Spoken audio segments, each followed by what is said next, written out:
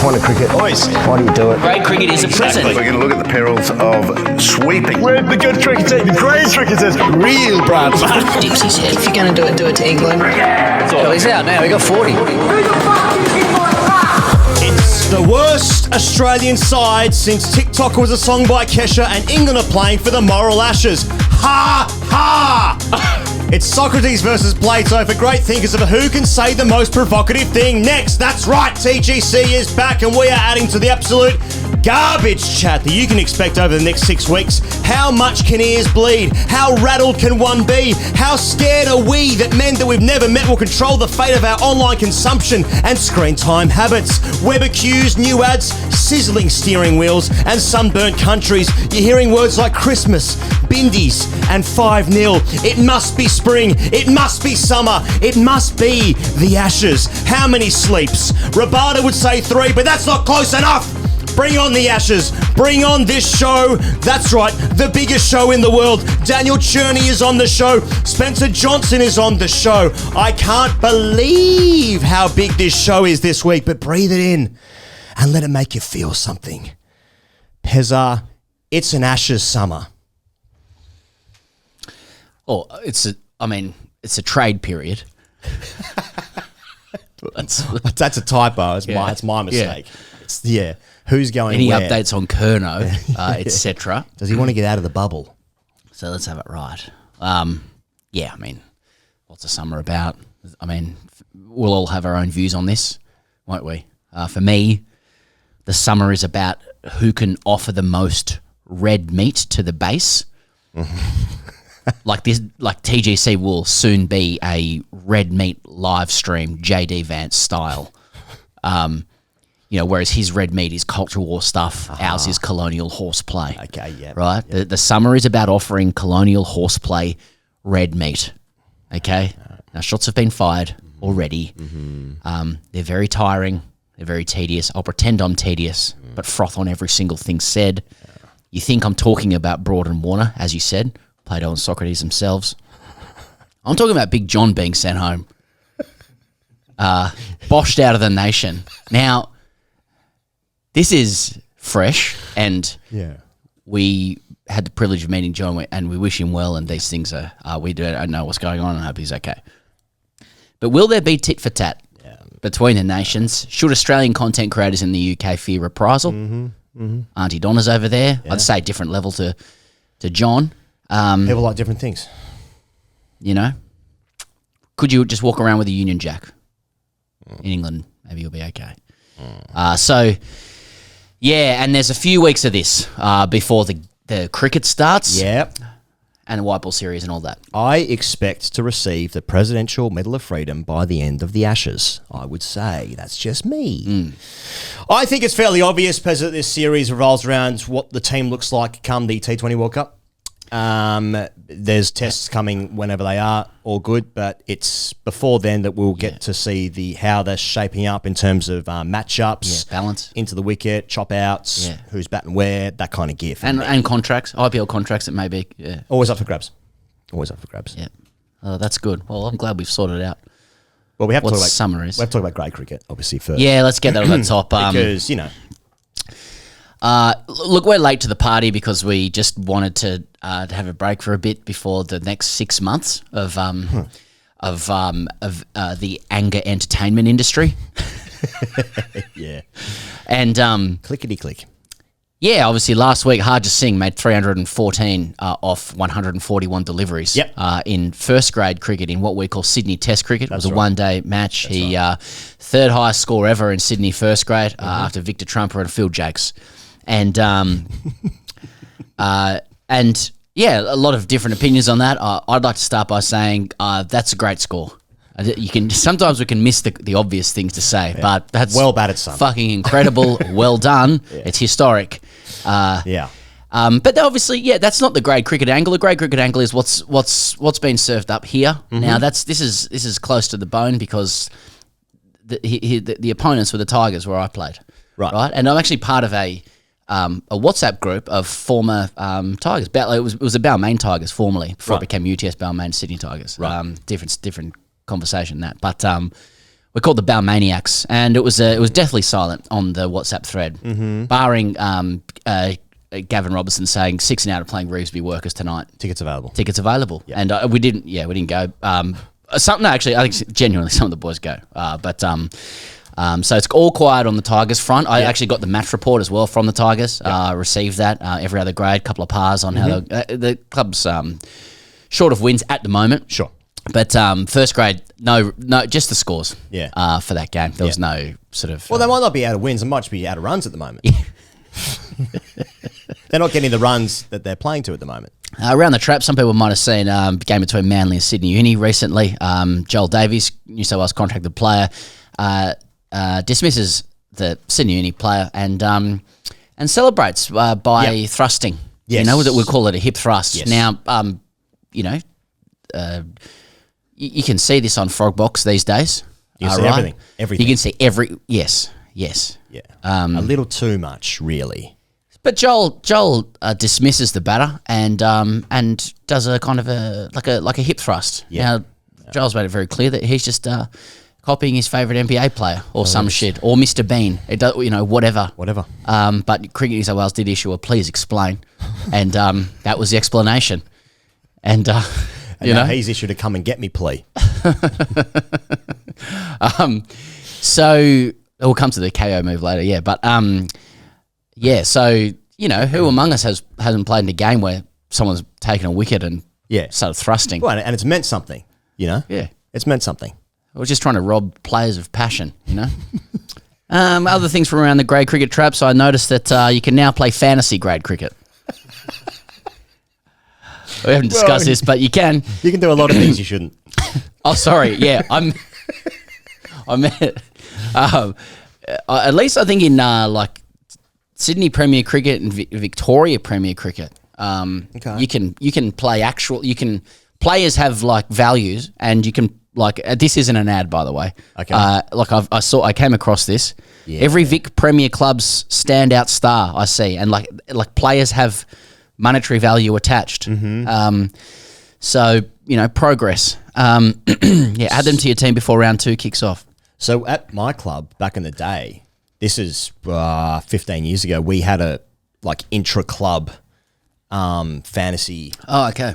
With strippers. No, with yeah, so did my club. A lot of guys got in trouble. Yeah. No, with guys had certain values as to how they performed at the overall club medal the year before, etc. So you have to have certain amount of 5th graders to 1st graders or whatever, get them in. And I got to tell you, it was a great way to learn lower graders' names. Yeah, my club used to run a book on the end of season trip, and it had nothing to do with cricket. And the less said, the better. Just around the traps. This is just from Muzz, the chairman of chairman of the Pigs. The chairman of the Pigs, Muzz. That'll mean a lot to a lot of people. He was perusing Coogee Oval, Mossman versus Randwick T20 game. Who does he see in the stands? Oh, safe. 2 of the safest men. 2 people of a certain vintage, John Eales and Steve Waugh, sitting side by side as their boys were running around in a T20. Mossman v Manly. Now that is safety. Nobody and Tugger.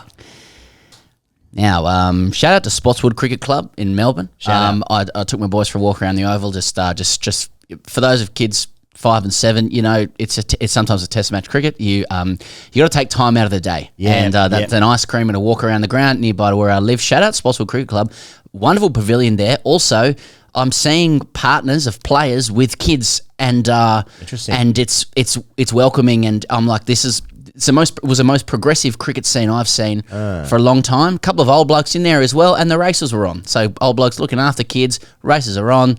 There's Spotswood. They enjoyed a win. Interesting. A couple of good players knocking around there as well. But just trying to give a précis of where things are in club cricket. And that's my wrap. Thanks for joining us on this week's show. Now, you might have seen, given the timestamps on this, that it is one hell of a show. But, lots of things happening. So many things out there in the world. Extended show, really. And look, what better day to release that than a Wednesday afternoon? But hey, here we are. But people might have seen as well that we have signed up as being ambassadors for our friends at Kayo Sports. there with your Fox Crickets and your whatnots.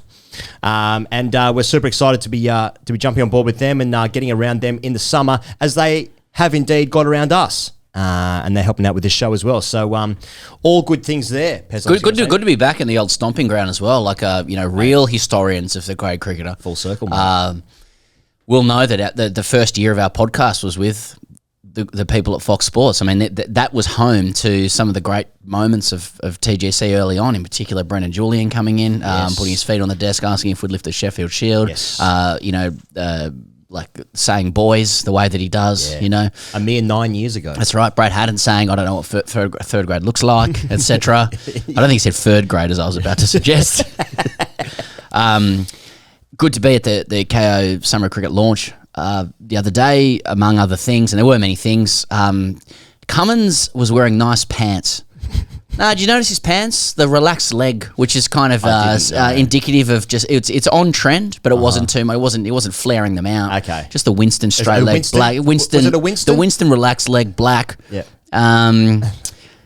We have a feature interview with Ravi Shastri coming out soon as well. Yeah. You get that on Kayo and then on our channels a few days later. But yeah, great to be on board with Kayo through the summer.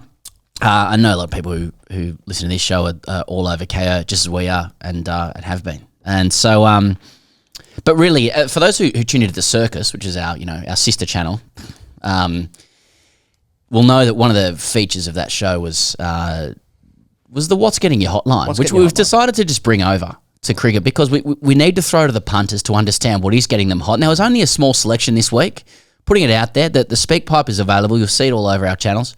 Let us know what's getting you hot through the week. But here's just a little taste this week of what's getting the punters hot ahead of this summer. Chuck. Boys, the bat-off's back. It's that time of year. For me right now, Weatherald, Constus, Labuschagne, and I think if you add in a future first, that probably gets the Zach Merritt deal done. Boys, what's getting me hot is Pulse Tasmania's article. Nathan Ellis welcomes Big Bash final baby.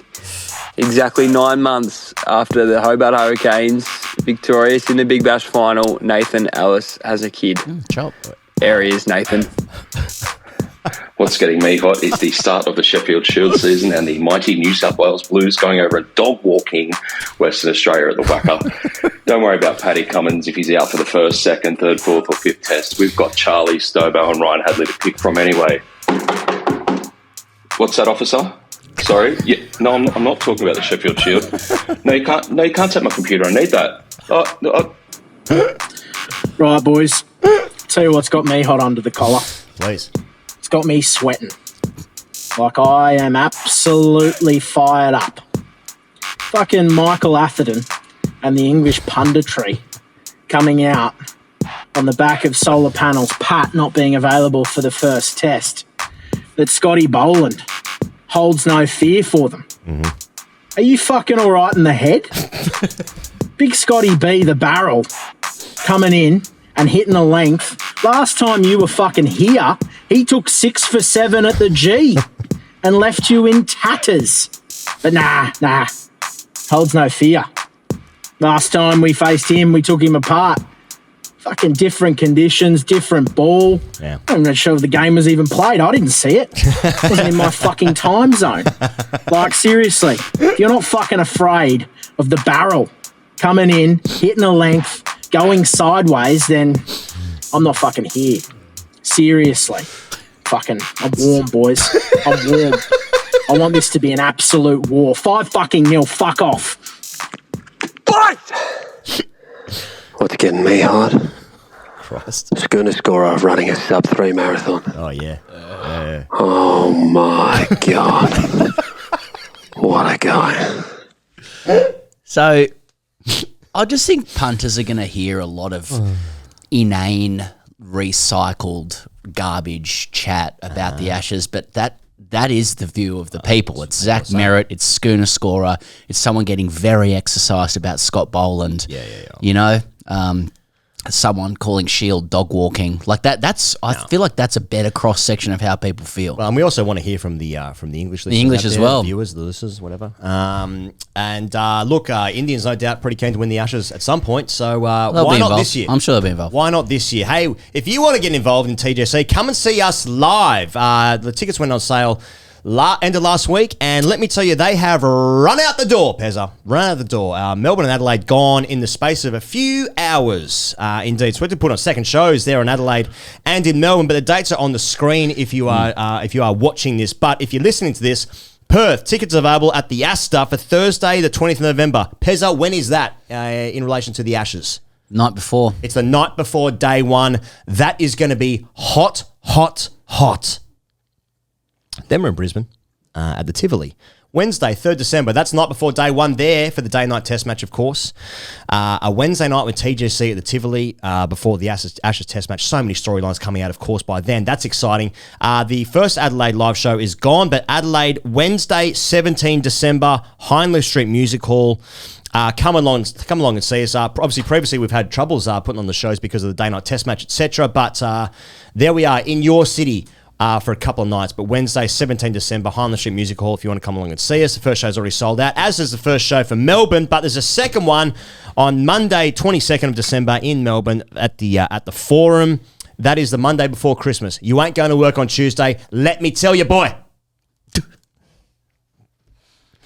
And then we wrap it up in Sydney, Pezza. At the State Theatre, no less. African rugby coach. State Theatre, yeah. Yeah, we're just doing the State Theatre, Pezza. Yeah. And more than half the tickets are sold out in the first day. So that's before the pod came back, and that's very nice. Tip of the cap from the fans to TGC. Also, I think indicative of rabid Ashes fever as well. These tickets are mainly gone before our pod's even back, so they're going to go. Get in. They're going to go. We're already on to second shows in Adelaide and Melbourne. So we're spitting chips. We didn't go for bigger venues, but that's a business issue that doesn't concern the punter. Yes, and there will not be third shows given time restraints, etc. So, if you listen to this right now and you haven't got tickets, get them. Text your mates, get in the boys chat and say, come along, please. Come with me and do it now. And it begs the question, what are we doing vis-a-vis guests? Well, let's just say there will be information, but as you said off air, he goes, this is your joke. It is a Pokemon situation. You got to catch them all. Yeah. And now Big John's out. We can't have him there. Exactly. Things change. Okay. Tickets at gradecricketer.com or you can find it anywhere on the internet. You're listening to this, you know how to do it. But just go to gradecricketer.com and you can get all the tickets there for any of those shows. Whichever city you're going to be in, snap them up, get them now. There's a book coming up, Pezza. Our third book. November 4, a third book is coming. You can pre-order it now. Again, gradecricketer.com, you go to the book tab and you can get it there. It's going to be the biggest sports book in the country. Look, let's just call that out. You can get it at Booktopia in Australia or Readings in the UK. Either way, go to the website and click on the links there and get your copy before the Christmas rush. Sorry for all the value. Now, to be fair, you are paying for these things, so this is an exchange between currency and services given. All provided. Anything you want to say about the book? Yeah, quite a few things. Okay. Because why? Why would you write a book? Must you colonise every single medium available? Well, the answer is yes. It's a psychological issue. Yeah. Now, look, people like to put books out for Christmas, and it was high time we did it. It was high time we proved to ourselves that we could, still complete a long-form activity with the internet rotted brains we both have and everybody else has. So why don't we get into aspects of business that few people engage in anymore, but it was a good exercise. A lot of our colleagues who are adept at long-form writing, like Gideon or like Colo and Jeff, they've got books coming out as well. Greg Chappell's got a book coming out as well called Strength, Strategy, Success. Our book which is called Alphas, Champs and Chop Kinks. Yeah, just different. Is basically 10 4,000-word essays on critical matters in community cricket, the circuit, the evolution of shower culture from Mesopotamia to Maryland's Oval, and characters on the periphery like volunteers and scorers and presidents and chewers. And we felt that it was high time we just created and delivered a keepsake to people around the world, capturing what Australian cricket culture was when it was good. It's a time capsule. Okay, it's a time capsule. Yeah. We also chronicle how the game has changed into partition showers and that. Yeah. So and all the other negatives. Alphas, Champs and Chop Kings, November 4. There might be a few book events as well. Stay tuned, whatever that means. Probably just pick up your phone due to algorithmic addictions. Yes, that's right. And we're going to shout out our friends at Cricket et al. Pete Lawler and Gideon Hay doing the finest work, the finest coverage this summer. Best cricket writing, best sports writing you're going to receive around the Ashes. Can I also add, we will be contributing. I will be writing a column for it after every single Test match and weekly as well. We also have young Englishman and very adept writer Cam Ponsonby writing at the end of every Test as well. You have that English view. There'll be a few contributors popping up, but you are looking at supporting independent media, and it's the best. It is like they're the best two to do it in my view, Gideon and Pete, and. So you can support that at Cricket et al. We're involved. We're in partnership with that, but it's very much their show. We just help out along the way. Of course, shout out to our friends on Patreon. You get an extra hour of content every single week at patreon.com/Grey Cricketer. If you want to get around one of the biggest summers that it's going to be in, let's just say, at least 2 years. Yep. Then you want to get around this. An extra hour of content every single week when you sign up to Patreon at patreon.com/Grey Cricketer. It's where truth-telling and information exchange and shooting the messenger meet. It's run by you, the people that make the show happen. It's a wonderful experience. It's the town square for those three things. That's right. Yes. That's right.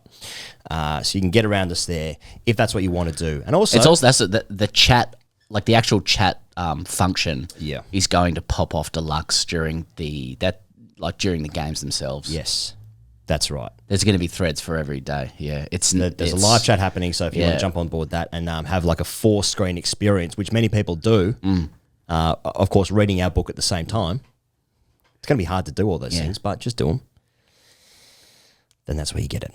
And a shout out to Wasted Saturdays. So you can get your clips in. There's a tab actually now on the website, greycricketer.com, where you can upload your clips. If that's too hard for you, flick them over on the socials. We'll get it going. Okay, Pez. It's back next week. You should also note that. Wasted Saturday. It's back next week. Sorry, I should have said that. Now, before we get into the Ashes, I got to shout out a new sponsor, Pezza. Whoop. That's right, Whoop. Now, over the course of the last couple of years, people might have seen on, you're not wearing yours today, but I'm charging, and I'll explain. I'll explain. Sorry, I've been wearing. Over the last couple of years, people might have seen that I'm wearing this band on my wrist. It is a Whoop, look, it's basically a fitness tracker. It's washable. It's waterproof. It tracks your sleep. It tracks your exercise, and everything therein. Now, of course, October is goal-setting season for cricketers everywhere. And, of course, no one's going to achieve any of those things you're going to write down. How are you going to score more runs and wickets when you're just the same person in the same body? It's impossible. But one thing you can do is get the rig in order. Get the sleep right. Make the skin feel better. Whoop doesn't have anything to do with that, but, Well, it's connected. It's a byproduct. It's connected. If it helps your mindset. Now, we are doing a 30-day free trial. You sign up, and we want you to engage in the Whoop community, the chat there. Now, TGC Summer Shred is a 3-week Whoop challenge focusing on the pillars of sleep, strain, and recovery. Now, additionally, we've started a TGC community group chat. So if you do already have Whoop, you can join this on the community tab. If you enter on the community tab, the invite code is, it's in the link, all this stuff is in the description of this video, or the audio, but it's COMM-653A00. You join the team, you jump on board there, and look, if you want to know how Pez is sleeping at night, now you'll finally know. Well, I know now. I joined Whoop a couple of weeks ago, and I do quite enjoy it. I enjoy the numbers across the screen. I know you've been a big advocate for a long time. Yeah. So what you're saying is, he goes, if I can understand this correctly, is we are hosting a community of people that we want to sign up that's actually going to track rig and health progress, including our own. So right. Like for anybody out there that has been interested in Ian Higgins' health and how it comes together. No, I'm selling this. Okay, yeah. He goes, he's entering his data daily. Okay, I've not thought You're going to be this. part of this community to see how's he goes slept overnight. Yeah. How's he got the rig ready? What was his strain score, which is basically has he exercised that day? Right. And Whoop can pick up what type of exercise you're doing by the heart rate, etc. Okay, he goes, and I, to a lesser extent, but the fuller extent in terms of delivering, we're logging these scores daily. You want to come and see this? You want to get inside the tent on this shit? The tent. Get in my bed. well, you can get in bed with Higgos, essentially. Fuck. TGC. So we're starting this community. Yeah. All these details in the show notes. Yep. Through Whoop. We want sign-ups. Yep. And everyone's entering their scores. I have a few views on my sleep. But yeah. Well, you're a world-class sleeper, as we know. Now, each week of the challenge, we will announce a winner based on the community leaderboard who will receive a Whoop Sportflex band. Now, week 1 of the challenge will focus on sleep. We'll check in a couple of weeks, so sign up now, sign up today. Join the TGC Whoop community by following the link in the description and grabbing your Whoop today. You can take advantages of the TGC exclusive 1-month discount on the annual packages. Or if you just want to give it a go first, if you want to sign up, it's a 30-day free trial. If you don't fancy it after 30 days, send the Whoop back, cancel the plan, continue living your life. Now, if you want to get around this, details in the show notes, or you can just go join.whoop.com/the great cricketer. You know how the internet works. Get around this. And if you're already on Whoop, then join the community as well. That's what we're doing. All right, let's talk about the Ashes.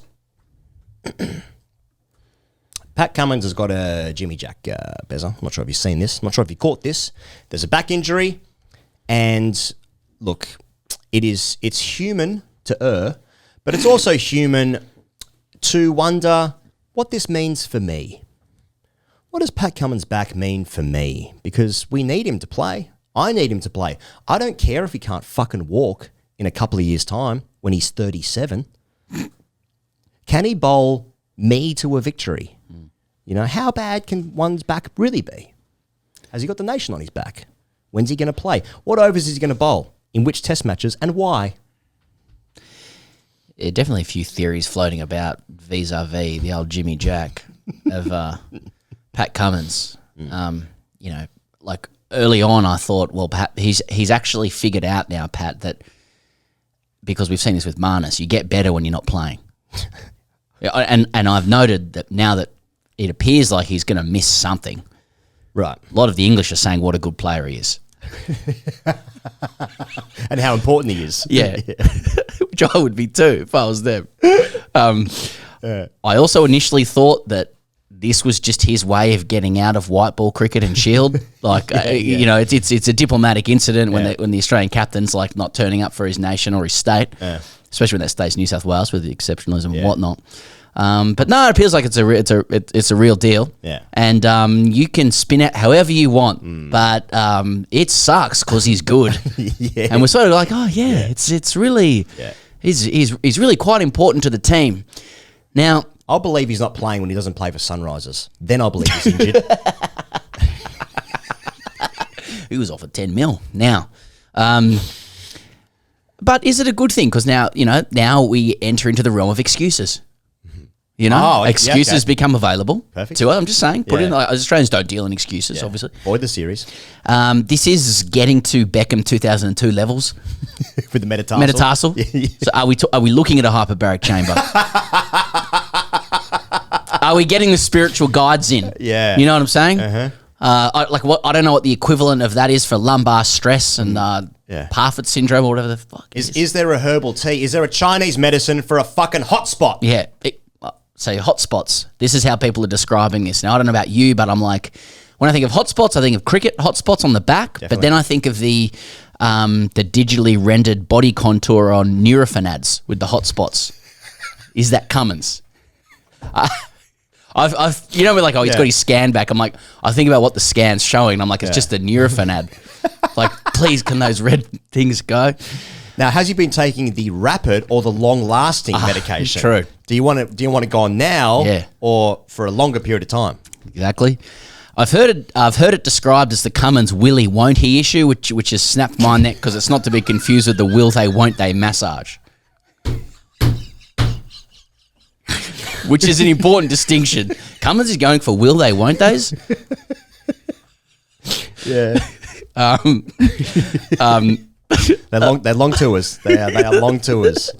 Sorry, this is a few thoughts to discharge here, having not been back. Yeah. A lot of people seem to know about lumbar stress now. Yeah. There's whispers. Like, this is a very, very, I can just share, like, it's a very good insidery conversation right now. Like, a lot of texts from people, ITK, Fabrizio Romano Styles, going like, he's playing the third and fifth test. Yeah. Like, how the fuck do you know what test matches he's playing? It's October. Yeah, but then you ask him and he goes, I don't know. So yeah, exactly. And then a lot of people are getting upset about journos doing mathematics on like Cummins. I think himself said, I need 6 weeks to get ready. 6 weeks past, he can't bowl. Like, okay, well, you're not ready. He's like, nah, 4. But that's the journo's fault. Yeah. Anyway, I think one of the big subplots of the series is which captain can be more Herculean, you know? Because, I think Stokes is sort of S tier for the Herculean vibe, you know? Like I'm going to put you on my back, England, and get this done. That's where my energy. Cummins is like, I can't walk because of my back right now. And but if Cummins is able to defy, medical advice to get on the park in that first test, or if he rushes back with Australia in trouble, does he win the Herculean stakes, which is a book I'm running? Yeah. Stokes has got a kind of like Braveheart energy, big speeches, and then like being first on the battle lines, and Cummins is like, let's change the shirt sponsor.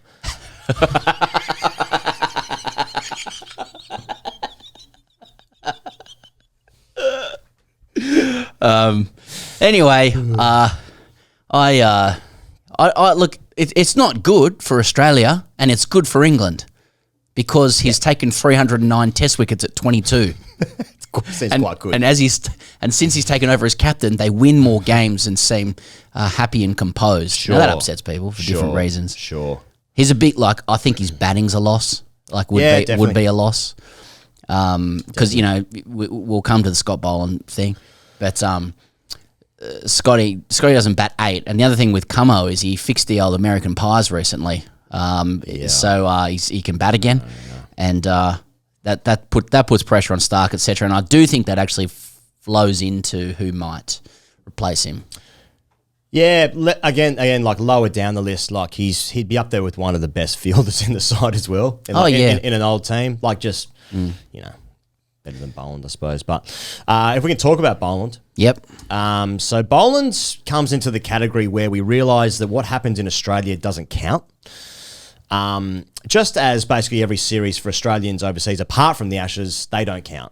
Because we can't watch them. Yeah. Now, we will watch the Ashes in England because it's a pretty good time zone for us to watch it. The other stuff we don't really care about. But Michael Atherton wrote in the Times, Boland has a fine record but holds no fear for a batting lineup that took him for almost 5 runs and over in the drawn series in 2023 when he took just 2 wickets in 2 matches.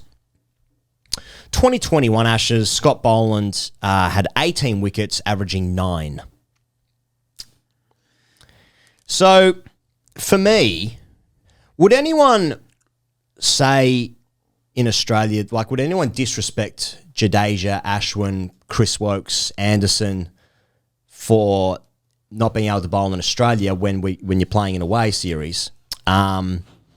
When you just because you're not particularly effective in Australia, would we disrespect the chances of facing Jadeja at home, for instance, or Chris Wokes, or Anderson, or Broad? I'd be very surprised. It's Shubman Gill, for instance, was dropped in the Border Gavaskar series in Australia, averaging 18. 6 months later, he's in a race with Bradman for most runs in a test series, scoring 400s.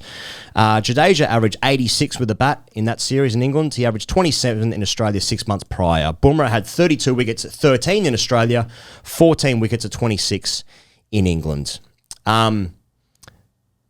Look, Boland's record overall is probably a little bit like McGill's in some way, and that like when he plays in pretty extreme conditions, but there is no doubt of his effectiveness in Australia, especially when like Rohit Sharma last year, who played his last test match of his career, was like he was the best bowler.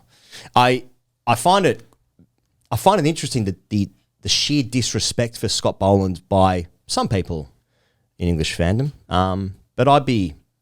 Do you though? Like, does it surprise you? The difference between 2021 and 23 is who the coach was and what the movement and the ideology is. I mean, that was 2021 was Silverwood eras. You know, It was it was the meek, wet pasty old England, but this is the alpha England now. They're not nice guys anymore. Oh, yeah. Yeah, and I would be worried if I was Boland. You know? And the Atherton's picked that up, and so has everybody else. We also forget the rule of Bazball, which is you're not allowed to say anything negative or probably praiseworthy of an opposition as well. So this is part of their this is a holistic winning hearts and minds effort from England, which includes like off-field stuff, public commentary. We'll come to some more of that. But Scott Boland played 2 games of the Ashes in 2023 on pancakes and was taken for 5 and over. Ergo, he's fucked out here. That's it. Yep. And I follow that logic, and I agree. Overall, as I've been saying to you, if I was an England fan, I would be excited. I'd be excited. I'd be excited for the Ashes, and it is great that they are excited because I mean, the last few times they've come out here, I feel like there has been hope before the series started. I mean, it's the hope that kills you, obviously, but like you never really going into a series being like, absolutely no chance. I'm not even going to watch because like you're a fan of the team and you want the team to do well. Every single time they come out here, and we go any sports event when you're going away or whatever. Like there are very few where you're like, don't bother. Yeah, don't bother with this. That's true. You know? That's true. So I'd be excited like with the sheer prospect of my team who's playing a new brand of cricket. But playing in the biggest series, feeling like there's something in it for me. I mean, Cummins being at least up in the air, whatever capacity that is as exciting as it would be for an Australian if Broad or Anderson was missing the series. I just keep coming back to this thing. Like for me, if one of the, let's say Broad was missing part of the Ashes, I'd be like, it's great. It's a great shot in the arm. But like, there's always some guy that you've never heard of turns up and he's like, oh, it turns out he's one of the best players in his country. And it's hard to win. It's so hard to win away from home. So, I guess I partly understand it, but also like, I'd just be like bigging up your players when you start talking about how shit some of the guys are that are amazing out here. I'd be like, England have come this far. The nation's come this far. I mean, Atherton is probably speaking more accurately than people are giving him credit for. Like they literally base their cricket off fearlessness. They probably hold no fear. Now, is that delusion or is it a confidence trick or is that like enlightenment? That's what we'll find out, and we can just pillory it hit now because Boland has a great record out here on these decks that are spicy as fuck. He's not, you can't just sit on the front dog to him as you do in England. But like England have come a really long way with this attitude of being like, we take anybody on, we put pressure back on, we hit longer, we relax harder. We bowl. We're bringing a phalanx of 90-mile-per-hour bowlers. We're faster than you. Many of us are taller than you, by a couple of freaks in the Aussie team. And I think a lot of the fans and acolytes and supporters have jumped on board, and they're like, it's great, and it's really fun and it's entertaining, and it's come from a low base, and so I think they're just I think a lot of English people are enjoying like being in the slipstream of like the alphadom of McCullum and Stokes, who are Kiwis. Which is harsh, but on Stokes. But like, I think they're just like, hey, we can cosplay being alpha, and I would too if I was them. It's good. And then Aussies sit here and go, that's interesting, and it's going to be interesting. And that's it. And I guess we'll see. Yeah, I particularly down in like Victoria or Melbourne. I'm sure the guy who was talking on the What's Getting Your Hotline must be from down here, but I'd be careful disrespecting Scott Boland. That's all I'm saying. I just look at him and he's a softly spoken bloke, but I'm not fucking around with him. Yeah. Here's what the probably a bigger thing with if Cummins isn't going to play, who knows? Then it just puts more pressure on just a bit more strain on the rest of the attack, right? Because Hazelwood hasn't played. Because you've lost an all-time great. Yeah, like Hazelwood hasn't played more than 2 tests in the last couple of years. The age of the rest of the guys, etc., etc. I'm still looking at I know people start talking about, well, if you take away 8 guys, then actually it's starting to get the cupboard's pretty bare. It's like, I reckon in most countries, if you take away 8 guys, you're going to be starting getting pretty thin. But like, I'm looking at who's sort of next and in and around. I mean, they've been pretty effective when they have played in Australia. I mean, Nisa's a guy, for instance. Now, I'm not sure Nisa is even next cab anymore, but he was pretty effective when he did play for Australia, and never a guy that's going to let you down, batting good as well. So, my point being... Jimmy Pearson's keeping up the stumps to him. He's got to fuck that off. Wow, okay. Get rid of that. What's he done to Jimmy? What's he done to Jimmy? Yeah. Stand back, Jimmy. It's aesthetics, simple. Ending careers by doing that stuff. Yeah, I don't know. I guess it's... Yeah, well, I mean, yeah, that's right. Yeah, it's funny when you lose an all-time great, the side is weaker. Yeah. But McDonald name-checked Sabah Jai Richardson for maybe midway through the series, Brenda Doggett and Nisa. So he's looking at guys who can probably bat as well. Yeah, I think Doggett took his wickets at like 19 or 20 last year. Yeah. It's Nathan McAndrew. I mean, you know, I'm a big watch on Ryan Hadley. Just because from New South Wales and it upset people. Great. But he's taken 8 wickets at WA, but that's going to annoy people, and I understand that, actually. Yep. So I mean, is that the bowling sorted from the Australian perspective? We're moving to batting. Yep. Yeah, bat off stuff. Yep. Okay, Labuschagne 3 tons in 4. Is he back? Had a great series in the Windies. I think they want Marnus, and I understand that. I think like a Marnus being back is like the old Marnus back is a good thing, and I think they're going to crowbar that in. Does that mean the bat off's dead? I was laughing because I'm looking at the scores. Mate, they're playing on fucking shit tips. Victoria 5 for 95, Tassie 4 for 92. Flat in South Australia though. Okay. 1 for 68. I think Marnus, had the least to do, right, to sort it out, and they want him in. They like their boys. Yeah, totally, yeah. And we like the boys. We like the boys. You know, like they like their boys. You know, they like the names. This team's come this far. They've got to be the oldest Australian team of all time, don't they? They're like, worry about the future later. Yeah. Let's just get this done and figure it out. I like the boat tour stuff because there's always someone that's 57 somehow. It's with syphilis. He took 14 wickets. Like in the Bible, like Abraham's 900. Yeah. Had voices in his head. Build a boat. That was his mate. That wasn't Abraham. Anyway, I think Marnus has probably got more work to do now to get himself out of the side at this point. But you know, because I mean, Andrew McDonald said that it wasn't so much the runs itself; it was more the way he was going about it, right? So goes about it. That's what you need. It was a low bar. It was a low bar. Different ways you can configure the side still. Like there will be proponents of wanting a specialist opener, which is more your Constance, your Weatherald, your Marcus Harris, who is batting down the order, etc. Few whispers emerging around Smith to 3. Which I found interesting, so then you can accommodate Cam Green at 4 rather than a 3. I thought he was good in the Windies, Cam Green. Not like he played with technical, excellence, I suppose, in really tough conditions. And he's and then in one day at T20s he's turning down singles, so he's got that neck tattoo vibe going as well, which is the main watch on Cam Green. Totally. But if you move Smith to 3, accommodate Green at 4, like do you disrupt Smith's numeric psychological equilibrium? Yeah. And it's a big deal. Like looking at this is in the 9 papers a few weeks ago discussing this. It did preface its sources by saying, speaking on the condition of anonymity due to the sensitive nature of discussions about where someone bats. That's what we're getting to. No, but that's how hot it is to discuss Steve Smith moving from 4. Because the next paragraph said selectors will need to consult Smith about any move up the order. So nobody wanted to put their name to the idea of Smith at 3. They wanted to chuck it into the press and go, we will need to ask the guy who's probably going to be captaining the team who really wants to bat at 4, and some might argue needs to bat there. Yeah. They just got to otherwise he can't sleep. Got to get the area code right because he's in the US, so it's got the +61 at the moment. It's just +1 over there. Problem sorted.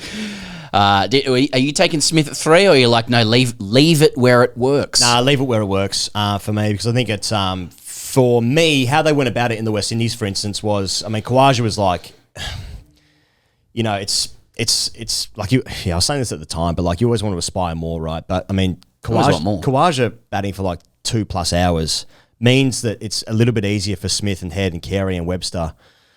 I thought Green made like 40 in the West Indies. I can hear the words out of my mouth. Like if I was 10 talking about this and a guy hitting 40 at 3, that's not good enough because everyone averaged 75 in Shield cricket, and you know, rightly so. Guys had graphite bats, etc. But it's so hard to bat everywhere they play, except for Sri Lanka, of course, which didn't count, despite Australia hitting 600. That didn't count, so they can't bat.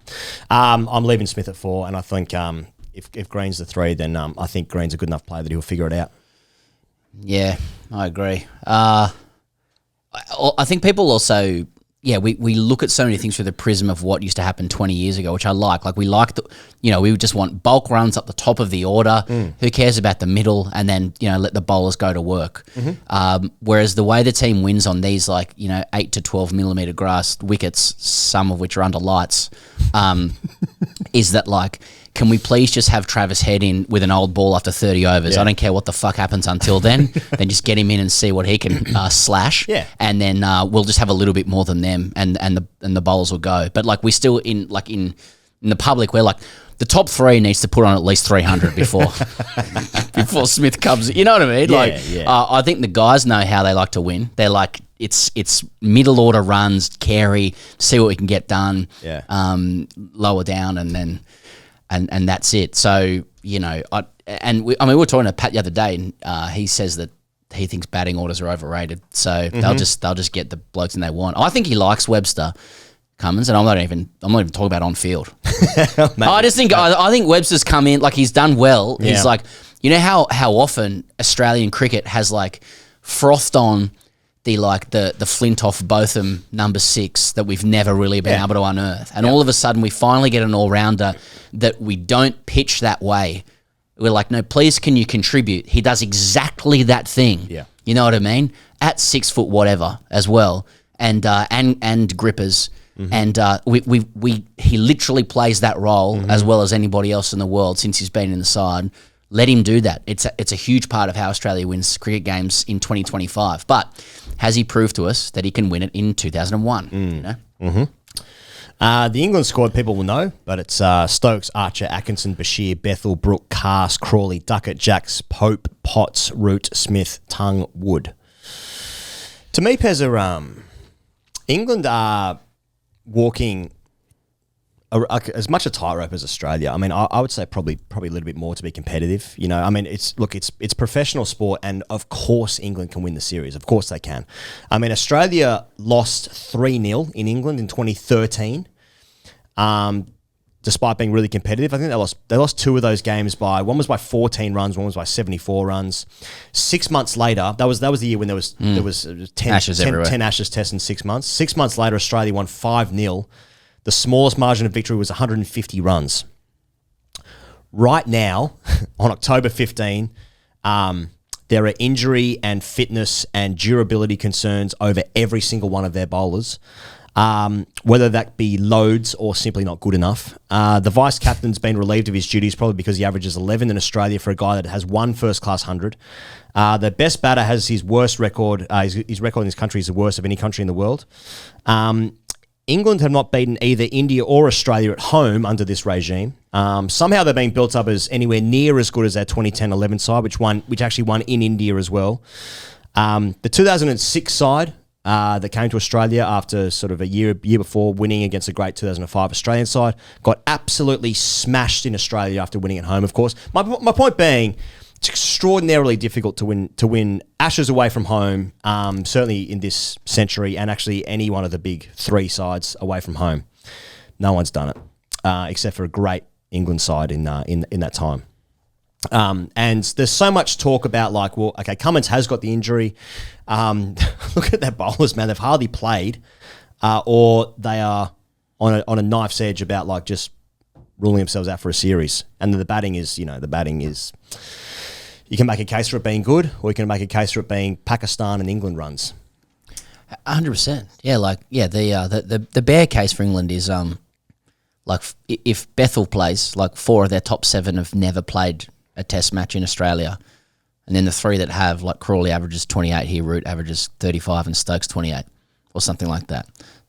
Of course, people are allowed to improve, and I think Ali Martin from the Guardians, his conception of the crossing trajectories, Australia down, England up, is a fair question, right? And people are allowed to improve, but there's no evidence of runs here from anybody. And then you get to the bowlers, and a lot of the chat is about a phalanx of of like 90 mile per hour plus quicks. 5, I think, is what was recorded. England A will be out here as well, so they got back up. Okay. But a lot of froth, a lot of bubble, a lot of dribble. Shout out Tailenders, Jimmy Anderson on that, who I thought gave a much more measured analysis of England's bowlers. And he said, he's just noting, like you were saying, like Joffre's coming off a long layoff, Mark Wood's had injuries, Josh Tung/Tong has had injuries, and when you pick a cadre of 90 mile plus per hour bowlers, in his words, it's inevitable that they're going to get injured. He noted that they lack an attack leader as well, someone to pass on information and communicate well. Stokes is probably that guy. He said, if they're fit and firing, it's all good.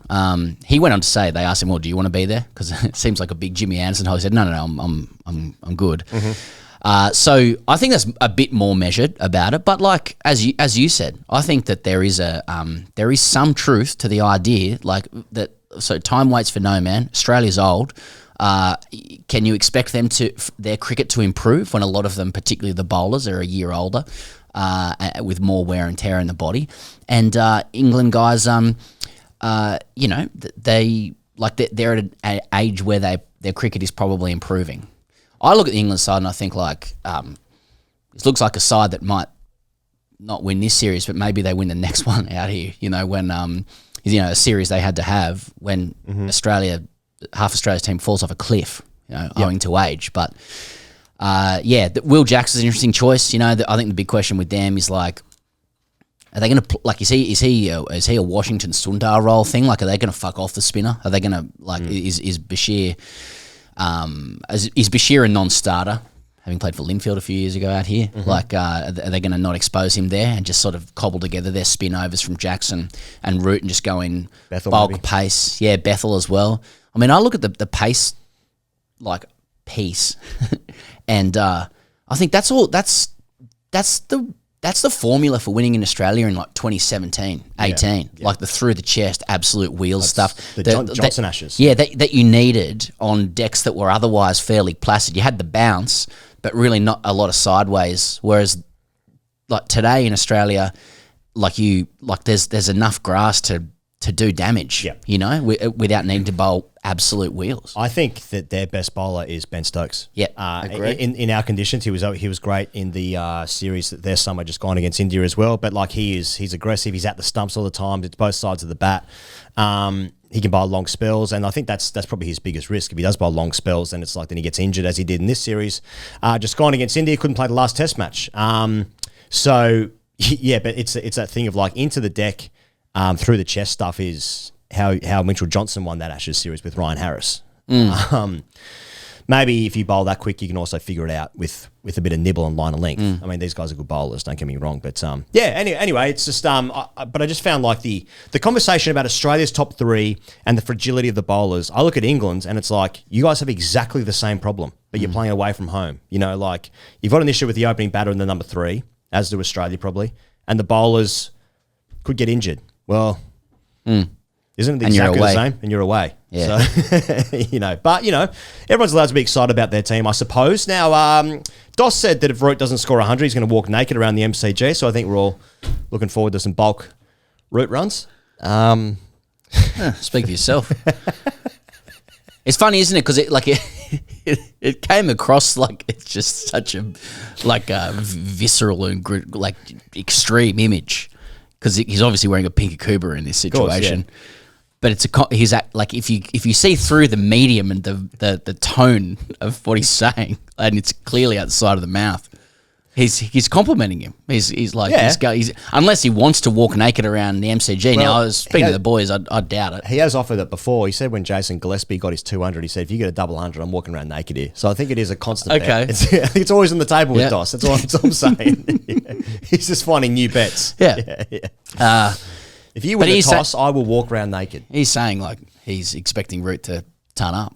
Yeah. So, which I guess his chances of that improve with. Given that the guy always gets him out, it may not be playing. I mean, just back to the Cummins thing. We have heard people going, "Mate, I don't think he's playing at all." But I mean, so literally every single permutation has been said. Someone's right. It could be 5. Someone's it could be 0. Yeah. But it's just people know about backs. Yeah. So Yeah, I don't know if you caught Zach Crawley's comments as well. Just Yeah. In the Times, he did an interview with Martin Samuel. The main comments that made the press were about how his sort of bemusement that Bazball seems to wind Australia up. Right. I think he's right, by the way. Yeah. He's right when I read the first paragraph, which didn't get quoted, and if I could read it. Please. We were at this game at this moment. Okay.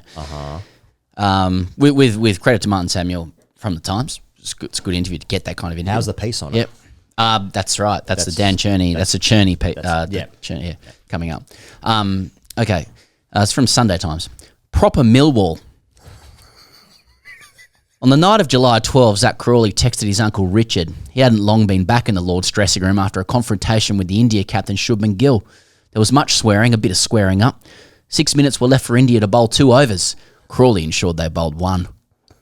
You would have loved it, Uncle Rich. Crawley's text read. It all came out. Proper Millwall.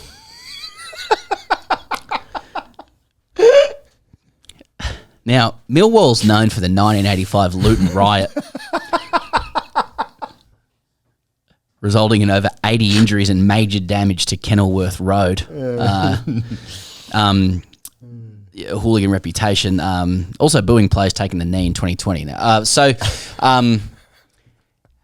Like we were there, and there was a bit of to and fro. Like Crawley's trying to make it 1 over instead of 2 at the end of the day. Like now, I wouldn't say I thought, you know what, I don't need to go to Millwall. That's here, Lords. Shubman Gill and fucking Zach Crawley. Well, I fucking stab some cunt with an egg and bacon tie. Have that. No, I don't know if Crawley might just be knowing what he's doing. He does go on in this article. There's other great things in this article about how he's he doesn't really worry how many runs he gets. It's more how Baz and Stokes react to the innings. So sometimes, like when he makes an 18 and he puts pressure back on the bowlers, that's what they need. 18. So there can be important 20s and that kind of thing. But we're going to get used to this. That is the mentality. Yep. That is the best ball. That is the mentality of the England side. And that was proper Millwall, what happened. Mate. I'll just move on. Broad, sorry, do you want to make a comment about Millwall? You know, like my experience. Is this see, he's right though. He's just winding up. Wound up. Wound up. Why wouldn't you be wound up by it? I'm looking. It's the Millwall. Yeah. Scored 18. Job done. Pressure back on the bowlers. I think it was a Kobe quote. Job finished. Job finished. Job finished. 18. My experience is that, like when I look at individually the English players, all seem like nice guys to me. Always the way. Met heaps of them. Always the way. Or they've come on the show, or like a good Crawley's chat. come on the show. They, like lots of guys have played cricket out here, for instance. And then it's like something happens when they're in the environment, and it's like, what the fuck are you talking about? You know? But maybe you can walk and chew gum. Maybe these guys are just good guys, and they just, you know, well, I mean, of course they are. But like, you know, they're just trying to win and just trying to do their best. But then Rob Key, like a year ago, says like, you know, we've said a lot of garbage, but the garbage continues to be spoken. Now, I'm obviously a rival fan, you know, so maybe I'm playing my part as well, just being rattled getting rattled. And I'm getting wound up about it. I don't need to. They're just nice guys. They're just trying to win game for the country, right? Maybe it's just that.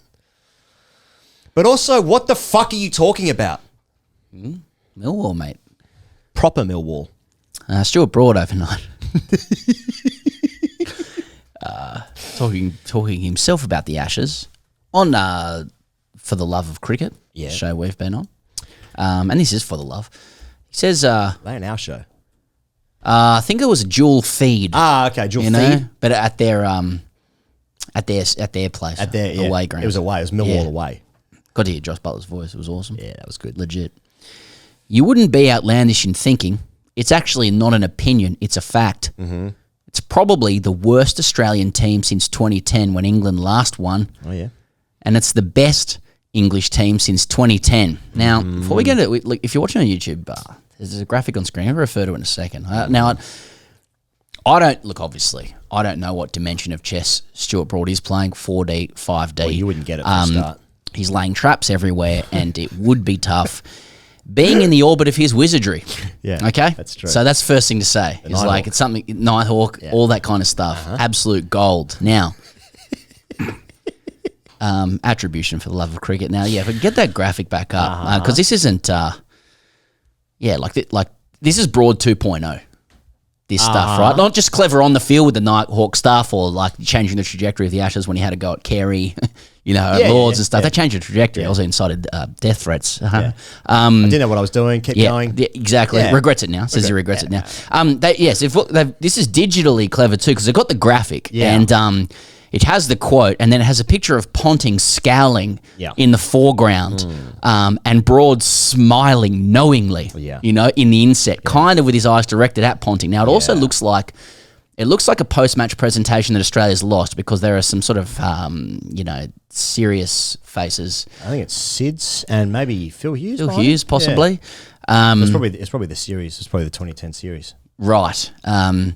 And if you actually, that's your first graphic. It's Ponting looking, upset about the worst team and stuff like that. And if you keep swiping, they compare teams from Australia, like from 2010. Now here's the 2010 with the team today. And if you look a little more closely, it's got the flags of two nations, England and New Zealand.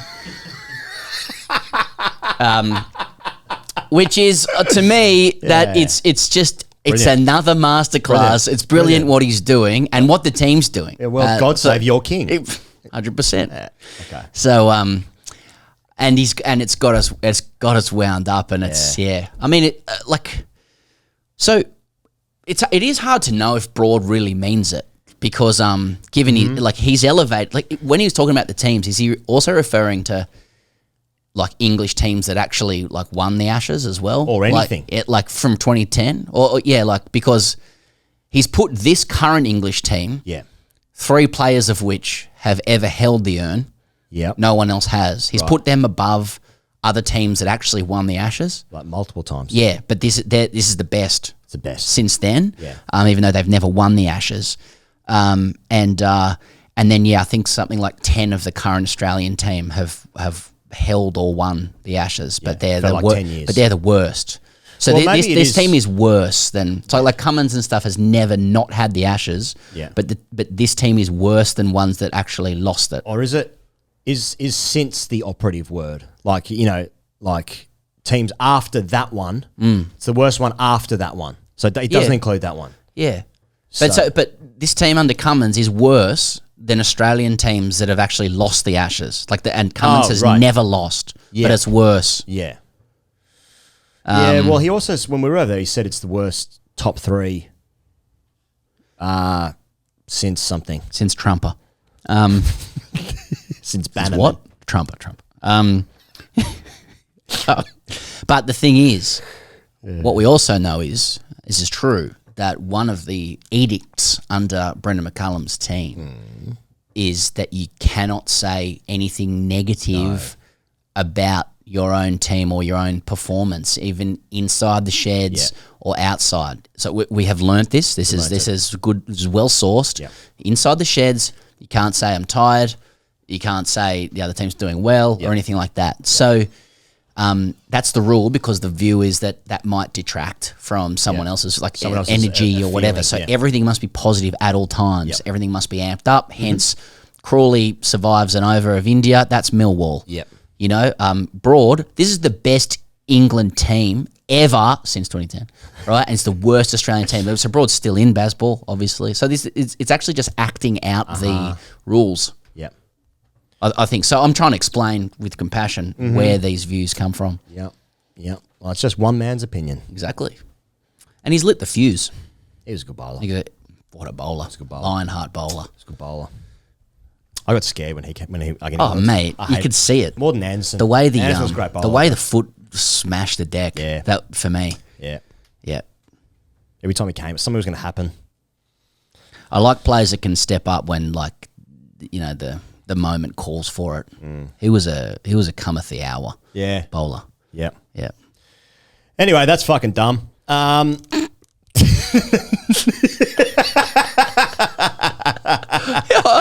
He'll agree. I'm just fucking around. Anything else? Not this week. Hey, we had the privilege of Dan Cherny stepping into the studio this morning on his way to the Junction Oval And Dan's doing some fine work with Code Sports. And Code Sports have teamed up with TGC, and there's a special offer if you want to get around Code Sports. You'll get access to a special discounted subscription, $1 for your first 3 months. That's $1 for the entire cricket season. It's basically 1 cent a day. So you can get access to a special discounted code subscription. It's in the show notes here. If you want to go to codesports.com.au/grade, that's how you get it there. GRADE, of course. Codesports.com.au/grade. You can sign up $1 for your first 3 months. Sounds pretty good to me. Here's Dan Cherny. Okay, it's with simultaneous pride and shame that we welcome this man onto the show for the first time, because this should have happened sooner. He is among the leading cricket journalists and sports writers on the national and international circuit. He is at the forefront of everything happening in Australian cricket right now, and has been for the last couple of years. He's probably the most muscular and toned member of the travelling press pack. I touched his bicep earlier. The contours are unbelievable. Against his will. It's the chief cricket writer of Code Sports. $1 for 3 months, Code Sports. Hey, they're giving it away. Get out of here. It's the best source of ongoing Australian cricket news. It's Daniel Cherny, if you will. Daniel, welcome finally. Or Dick Cherny, do they call you? Just Dick Cherny? US Vice President. How are you, Dick? I have had that nickname in the past. In fact, Have you? Yeah, in a cricket team, of course. Okay. Can we bring him back now? There's one guy who was a couple of years above me at school who still calls me Dick every time he sees me or messages me. So yeah, we'll run with it. Now 9/11, what happened? Look, there's a few theories floating around. There's a couple of theories. I'm glad Warner used that for Joe Root instead of 9/11 his front pad. We're not good enough for theories, so No, that's right. That's right. Daniel, welcome finally to the Grade Cricketer. Pleasure to be here. Privilege too. Okay, all right. Pat Cummins is back. This is an hourly thing now. The show comes out today, so hopefully not too much has happened. He's already spoken, says he doesn't know. So do you know? Any word? Is he playing every test? No test. 3 tests specifically. Where are we at? I just asked my colleague Ben Horn, who has been all over this story, but I think there's significant doubt.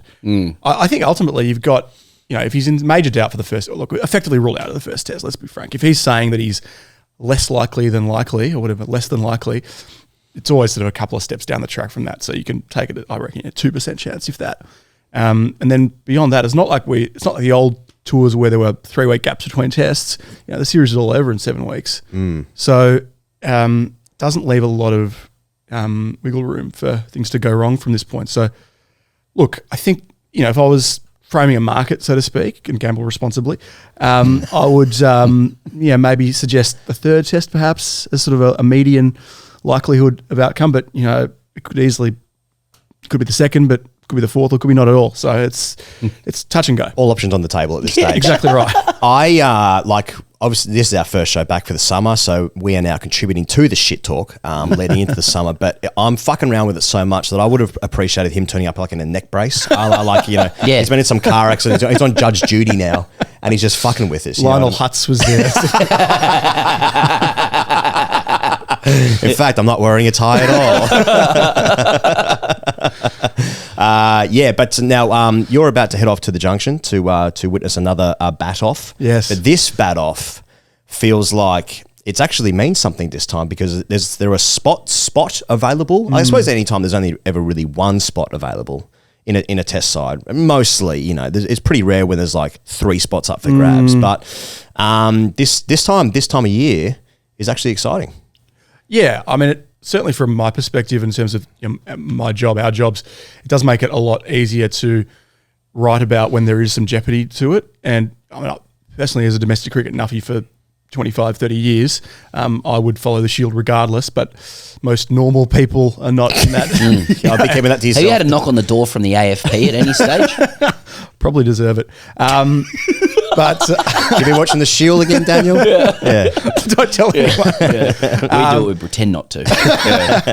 No, so I think because you have some actual, some jeopardy and serious spots up for grabs, and not so serious spots up for grabs, but you've got, I think there's probably 2 spots from the batting perspective genuinely up for grabs. You've got the the opener, with Constas being the notional incumbent, but effectively it's like a political thing. The seats have been spilled to a degree, Right. And then you got this situation with 3. I feel like Marnus, on the back of what he did in the first Shield game and those domestic games in Queensland, and he probably had the least to do to secure his spot because he's got 11 Test centuries and averages 46. I think I'd be shocked if he's not in now. It's just whether he opens or it's 3. And I think, I know this show will go out probably after day 1 of the Shield, but I think by that point you need a Constas or a Weatherald or a Harris to sort of leapfrog.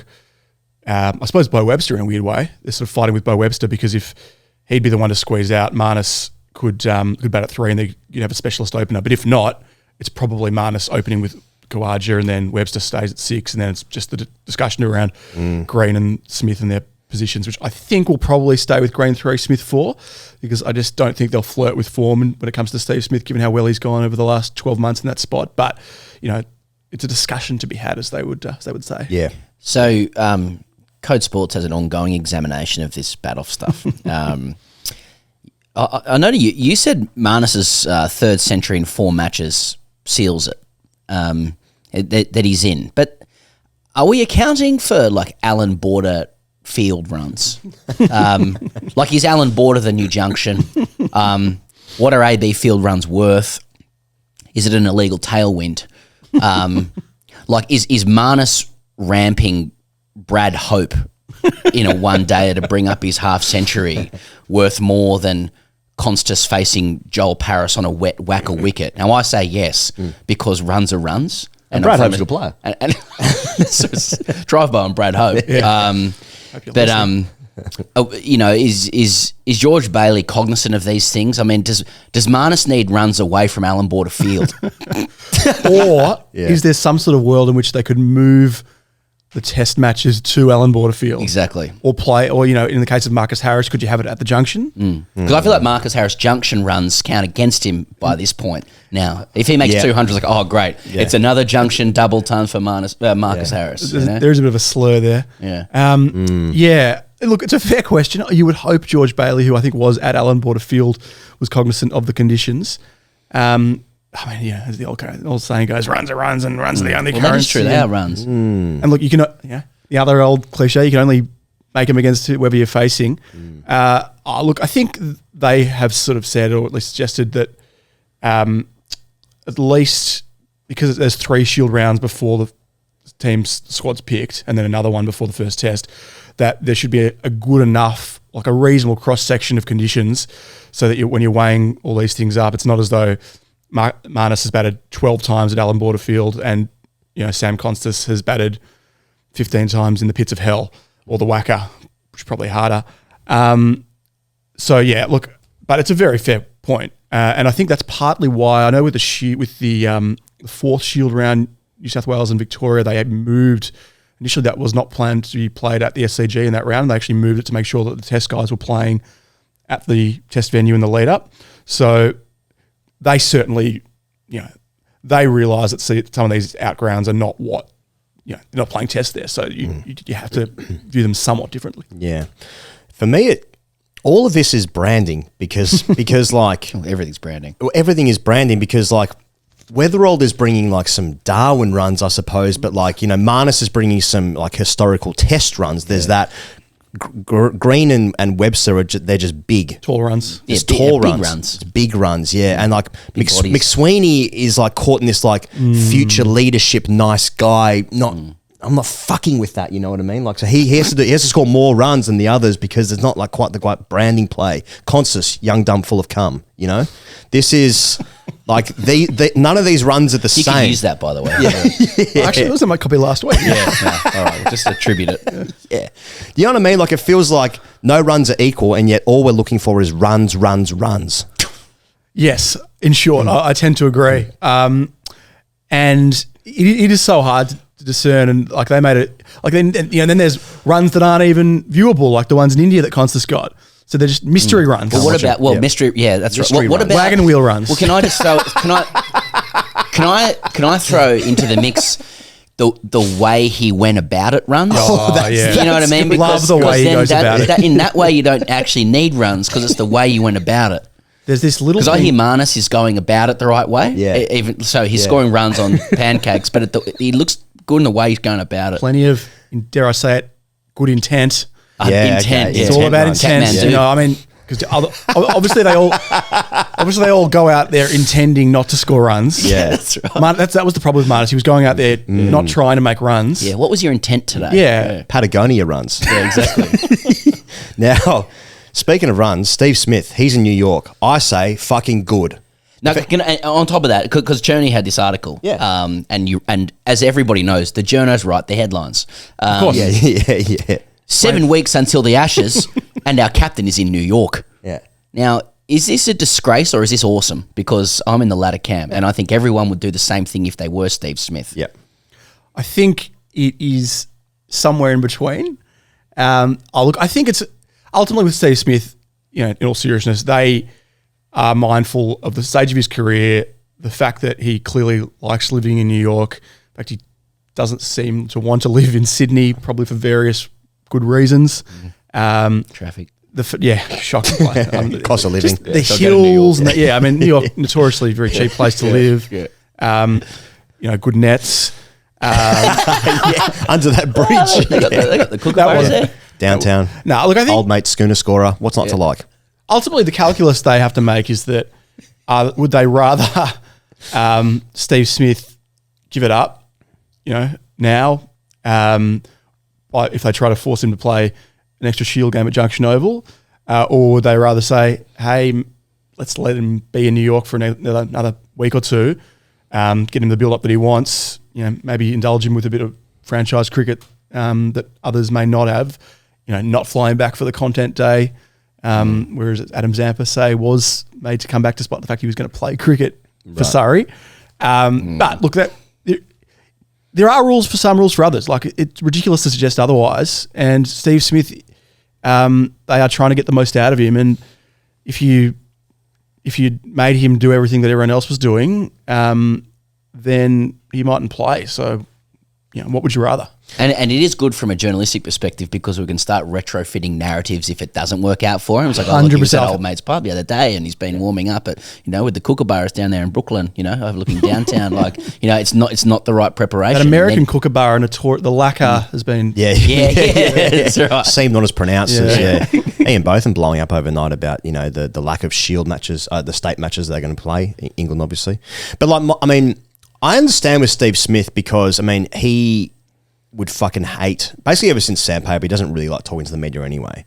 Understandable. And those days where all the players talk to the media, all he gets is what's Marnus like? And isn't that funny how you guys are good mates and whatever? So I sort of understand why he'd be like... Yeah, or why do you bat the way you do? Yeah. Are you shadow batting again, Steve? Yeah. Naked? Have you found your hands? Yeah, found your hands. He's doing that to himself, I suppose. But so I get it. But let me put it to you.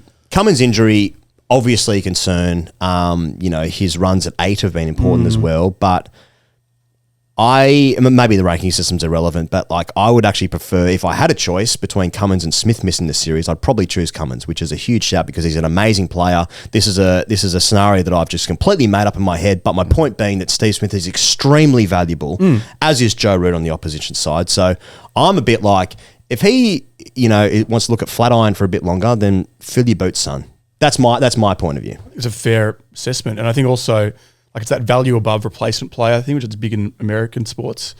Australia is very fortunate in the sense that if Pat Cummins is out, at least at the first instance, and making sure there's no further injuries, you've got Scott Boland to come in with a test average of 16. Yeah. And I'm also sort of a bit bemused by some of this conversation that Scott Boland can't get through 5 tests. This guy's played 10 Shield games for the last 10 years. Yeah. Right. He's a warhorse, like a workhorse. He will get through overs. I'm not worried about that. I know he's 36, but he's tireless and doesn't have any knee strapping at the moment, which is a good sign. He had a few issues in recent times. But I tend to agree. If Steve Smith's not playing, we actually saw it in the Caribbean. He missed that first test and Josh Inglis batted at 4. And Josh Inglis is a really good player, clearly. But it's a big step up to bat 4 at Test cricket, particularly with some of the attacks around the world. You had Shamar coming at you. I mean, if it's Wood or Archer or even Carlos Atkinson, like it's no easy task. So no, I tend to agree. Are you across? Like for me with Steve Smith, all I want to know is like, is he sleeping 8 hours a night? And I sense that he rediscovered his game once he actually, and this has been pilloried a lot, but he's actually taken up golf. So he's stopped obsessing sleeplessly over batting and finding his hands and stuff and getting obsessed with golf. And all of a sudden his cricket game takes off after that. So like, are you across his like Whoop scores sleeping and whether he's playing golf in New York, he's got access to any courses? Personally, I'm a Garmin man myself. Okay. But in the body battery, I'm mindful of that. Does get depleted on a cricket tour actually, for just quietly. But yeah, no, I'm not sure about Steve Smith's Whoop score, but the fact that there hasn't been any Test cricket lately means it's probably not too bad, given he famously doesn't sleep during Tests. Yeah, I think he has mellowed a bit. For all, like, clearly he's still an oddball, like an I think, and stay that way, and stay that way. Yeah. But I feel like he's slightly less of an oddball than he was pre-Sandpaper, and I think that changed him to a dynamic. And I think there is one thing with Steve Smith. Not to say that this isn't the case with most of the team or most people, but I think there is quite a fundamental decency with Steve Smith. You find he's not like, ultimately he's just goes about his business in an unusual manner, but like there is sort of a general politeness, and he doesn't mean any. He's not vindictive or malicious in any sense, which I think is probably why the public have always have tended to back him in the long run. Whether he's made some decisions that have been poor, like in terms of pushing, wanting to open, was that clearly the selectors have to take some responsibility for that as well. Debatable, but I think in the long run he's managed to sort of win the public back.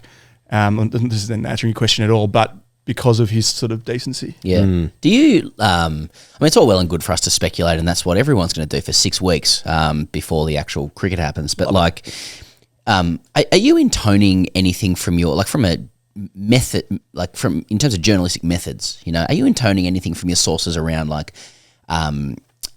whether selectors know the side that they want and hope people deliver for it, or that they've already got the side locked in? Is there anything different in the way people are speaking to you about it than in previous summers?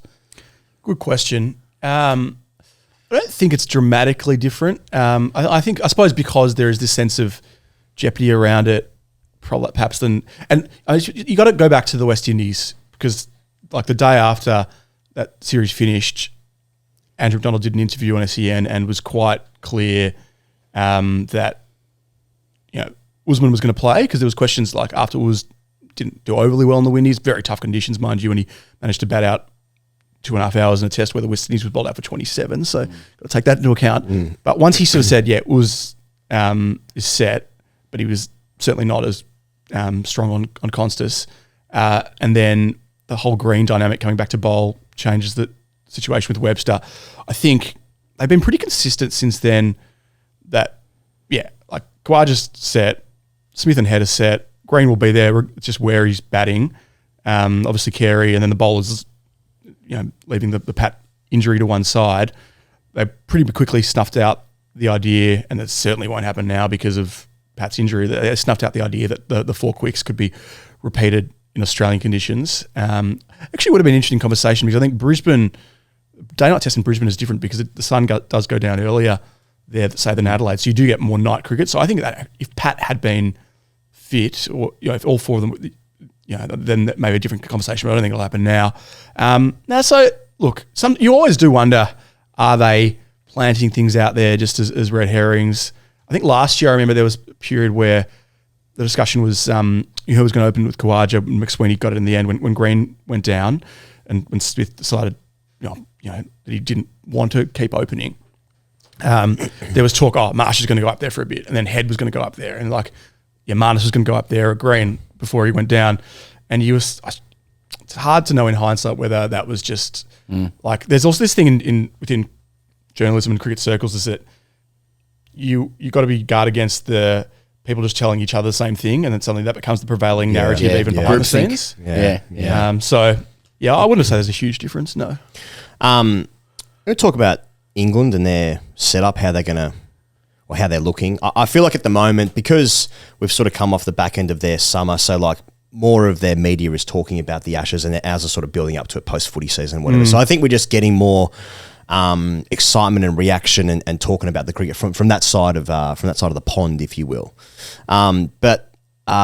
Geez, England are becoming one of the greatest teams that have ever fucking played the sport in the last few weeks. And if I was an England fan, I'd be excited. I'd be excited for it because we're at least half a shot, it looks like. And, one of Australia's best players in the last few years is at least in doubt for whatever capacity that is. But, I mean, how are you seeing England? Well, you saw what they did to Zimbabwe back in May. No, I didn't. No. Look, the thing with England, and, I'm almost 35, so in my lifetime, they've won one series here. They absolutely dominated that particular series, heads rolled. And that is one thing about a home Ashes series, that if you lose, that's where jobs are genuinely on the line. And Argus. Yeah. So actually, where is Don these days? We ask that question regularly. Donald Robert Argus. Did I just keep him on speed dial's not a thing anymore, but it's a saying though, isn't it? Yeah, it's saying. Speed Exactly dial. right. Yeah. Speed dial. Yeah. Speed what? How they're looking. Look, the thing with this England team is that they have been they've been very competitive, and they have been very close to winning several key series in the Bazball era without quite getting over the line. I mean, they probably should have won that series against India this year and blew it at the end. They probably were the better team across the course of the 23 Ashes, which is the whole thing about the moral Ashes. I mean, if you look at it, it's 2-2, and they've dominated the one test that was washed out. Like, it's ridiculous to suggest otherwise. I know Australia say, we could completely agree. We could have batted our way out of it. But at key moments, their lack of composure has probably let them down. And they've probably gone over the top with the Bazball stuff. But look, the batting is just seemingly, the numbers would suggest, high quality. And particularly before Cummins went down, you would say that Australia's strong suit being the bowling, England's strong suit being the batting, competing forces. Clearly Cummins is a loss, albeit Boland is a very good replacement. And then their bowling here, look, they're going all guns blazing with there's no more dibbly dobblers. It's extreme pace. So,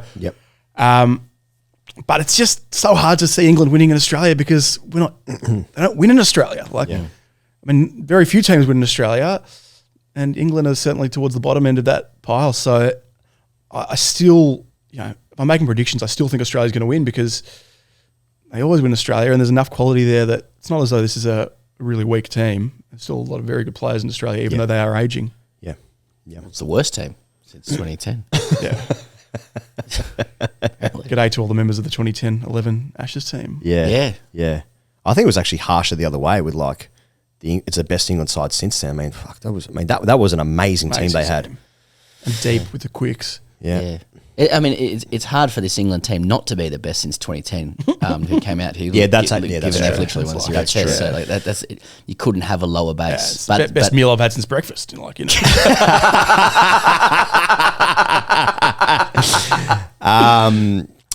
you have anything else about the Ashes, or can I ask a question about the white ball setup? A couple.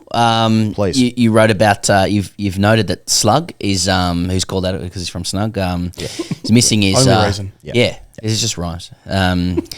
Missing his second Shield game. It gives him 2 games before the Ashes. Do you think he's in irrespective of performance, or do you think he needs something significant? Of course, we all want it. We want numbers against names. But how important is it for Slug to put something important on the board to get into that team? I think it probably depends a bit on what these openers do, because I really do think at the moment it's a bizarre situation to be in, but and also clearly hinges on how Green's going. Like if Green breaks down or has some sort of not break down, but can't continue his bowling progression, then I think Slug is in because you just need that extra bowler. And you can't rely on Green bowling 3 overs a day. Think back to last summer when Mitch Marsh was the notional all-rounder at the start of the series, and he couldn't bowl. That was ridiculous when they were suggesting that he was right to bowl. Remember, just as an aside, remember when Hazelwood went down at the Gabba and they were rotating through 3 bowlers all day? Yeah. And Marsh is just, he's there, but he's not there anyway. Yeah. So I think with Webster, it depends on if, again, part of this could have played out by the time this goes live, but Weatherald and Harris in particular, I think Consis, look, he could go out and make 200 today at Junction. I look like an idiot, but I just think they'd probably be a little bit worried just in the manner of the dismissals of late. I just think right at the moment, there's just a bit too big a gulf between his best and his worst. Clearly, I think his upside obviously is extraordinary, and he did make a first-class century only a few weeks ago. But I just the way he played in Perth was a little bit troubling. The decision-making, he didn't seem to but chose not to try to absorb the pressure, tried to sort of fight fire with fire, and it didn't pay off. And I wonder whether that was the right method. I mean, I'm saying this is, it's just... Yeah, how would you have played it up in batting for Australia? I would have run for the hills. Yeah. Unless you can do it, you can't profit. Run out of the way. I'm terrified. But, so I think in terms of Webster, that's where it fits. I don't think it's certainly not a fatal blow for him that he's not playing these 2 Shield matches, but it does just... it just doesn't help, when you've got a little ankle niggle. And, initially when he was ruled out on day 1, announced he was missing the first Shield game, they're like, just rolled his ankle in training, he'll be fine for the next one day. And then he doesn't play the one, he'll be fine for the next Shield game. And then he gets to the Shield game and he's like, he's in a neck brace. Yeah, exactly. Right. But could be 14 chest because I'll be back for the game at the Junction. Yeah, well. And as we know, it's like experienced cricketer, he's smart, he's been around, he knows what he's doing, so maybe he's well ahead of us. Okay. You also wrote that Mitch Marsh might be a bolter as well. You look at me blankly, did you? I'm sure. Or the headline, right? Thanks to the good people at Kayo Sports. No, because that there do seem to be, whispers around that. The ongoing chat appears to be that everyone's expecting some kind of bodyline adjacent series, which might play into Mitch Marsh's cross-bat hands. There's not been much in Australian conditions in the last couple of years to suggest that sniffs are the go. Are people just thinking that are people just saying it's going to be a bodyline series because England have 2 or 3 guys that bowl okay wheels, or are people just red misting about Australia and England's colonial history? What is there to suggest that there's going to be a disproportionate number of bumpers on these decks that are lively? I mean, you're right about the decks. I think probably a couple of factors. 3 factors. The biggest one is that the build-up's so long that you just go in circles and at a certain point, something has to be said. We're all playing fantasy football. We're just what if they do this and I do this? Because I just feel like I'm hearing old players go, man, it's just going to be bumpers everywhere. It's I think what you're saying is you want bumpers. You just want sniffs. Yeah. I think in 23, though, there was a lot of bumping. There was. But that was in England, right? And the decks are slow. So that's what they needed Green. They need Green to bowl a spell of bumpers. Yeah, and then do his back in. Yeah. Which he did in the... Unrelated, I'm sure. He did in the ODIs in England last year, easy to forget. But in the West Indies, not many sniffs in the West Indies. Yeah. Jaden Seals is an incredible bowler. The stumps. Yeah. And I dare say with some of the Aussie players that's where the vulnerabilities lie. I mean, maybe they think that Head's still vulnerable in that respect, just because that has at times worked in the past. I also seen Travis Head just completely it's a good shout. bash short pitch bowling. He's just a quality player. Full stop. I think with Marsh and probably even more Josh Inglis, I think the selectors are at least cognizant that it's a bit like last year with Constas, and maybe Constas is the circuit breaker this time around again. But if you get to a situation where whoever it is being bumped out repeatedly, or it doesn't necessarily need to be through bounces. It could just be being consistently done over by whatever England are offering. That Marsh is the kind of guy that when he's hot, he's really hot, and you could bring him in as a bit of a, as I said, circuit breaker. Particularly if they're getting bogged down at the top of the order, and you just want someone to if it is particularly if it's Khawaja and Labuschagne, and you've got Smith there who's not necessarily rapid at when he's getting going, they'll end up wanting someone like a Marsh or an Inglis to be a circuit breaker. But I'd be very surprised. That's not their plan A. Like I'm sure that's not their plan A. Their plan A is either Webster at 6 or a specialist opener if they go well. I mean, to throw it in the mix as well, I have heard people say that might be the plan to like Harry Brook or to the England guys, on bigger grounds where they're just going to, whack everything short anyway. That they might just sniffs there. I just want to say sniffs really. 8 times. Yeah, exactly. That's me for the Ashes. I think there's a white ball series beforehand. What? I don't know who it's against, but I think it is happening. Australia's T20 side is good. Very good. I don't have their record at the moment, but they've won heaps of games and they've lost hardly any. I want to ask about Mitch Stark's retirement from the T20 side, because they play 5 T20s here. Then nothing. Well, they play the Test summer, of course. It's quite a bit of cricket. It's quite a bit of cricket, yeah. But so he'd be playing 5 T20s, and then it's the T20 World Cup in India. And given Australia's record is so good, Australia will be. Look, South Africa are a good side as well, but it'd be India clear favourites, of course. South Africa, Australia, more or less. So you're in the mix, and so I'm just surprised that he's gone all this way, and he'd have to play. He could play probably 3 games, 2 games of this if he wanted to in this series and get himself to a World Cup. But he's chosen not to do that, and I find that interesting. I mean, he's a guy that's put Australia first his entire career. There's no questions there. Bob Catter, yeah, it's Bob Catter style. Other players putting families first, which is another party. Very, very strange. Yeah. But are you surprised that Stark has hung him up? Yeah, it was interesting. I mean, I think the thing with these, because with white ball cricket, it's all about World Cups. So yeah. Bilateral series, I mean, they play so few of the bilateral games between World Cups that it's sort of like there's no difference in retiring from T20's national cricket 18 months or 12 months ago or now, because he wouldn't have played any T20 national cricket in the interim anyway because of the way they manage him, and he hasn't. It was surprising. I mean, I don't know if it's – I think ultimately he reached a point of his career where he had to make some choices about what was he'd be willing to give up or not. Maybe the fact that T20 World Cups happen every 2 years, like they've already won one. It's not like this is a box that needs to be ticked off. Yep. Does that devalue them? It probably does a touch, because these World Cups that they do come around pretty often. Allows him to play a bit of Big Bash for the Sixers and then have a bit of a break. Just a lot of Test cricket coming up. But yeah, I think at a surface level it is odd. One thing with Mitchell Stark is maybe he thought, look, at the last 2 20-week World Cups, I've been dropped from the team respectively for Kane Richardson and Ashton Agar, and I don't really want to go through running the risk of that again. I mean, that's just a bit touch flippant there, but it is strange to think when you think of Mitchell Stark as this outstanding white ball bowler that he hasn't necessarily even been a first choice player for Australia at World Cups. They do have Dorcius.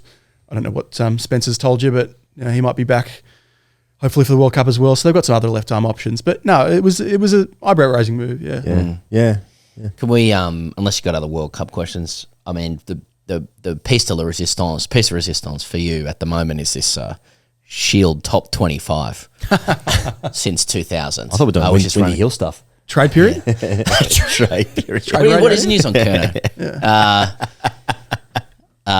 So you're running this Sheffield Shield top 25 player since 2000. I'm not, no spoilers here obviously, but noting that you had to be really clear with the ground rules, and that players who debuted before January in 2000 are barred. Now that hurt me from a perspective of the fact Chris Rogers debuted 2 months before 2000, literally plays 2 games before then, and now he's out of the running of 2000 plus. Sorry, mate. Yeah.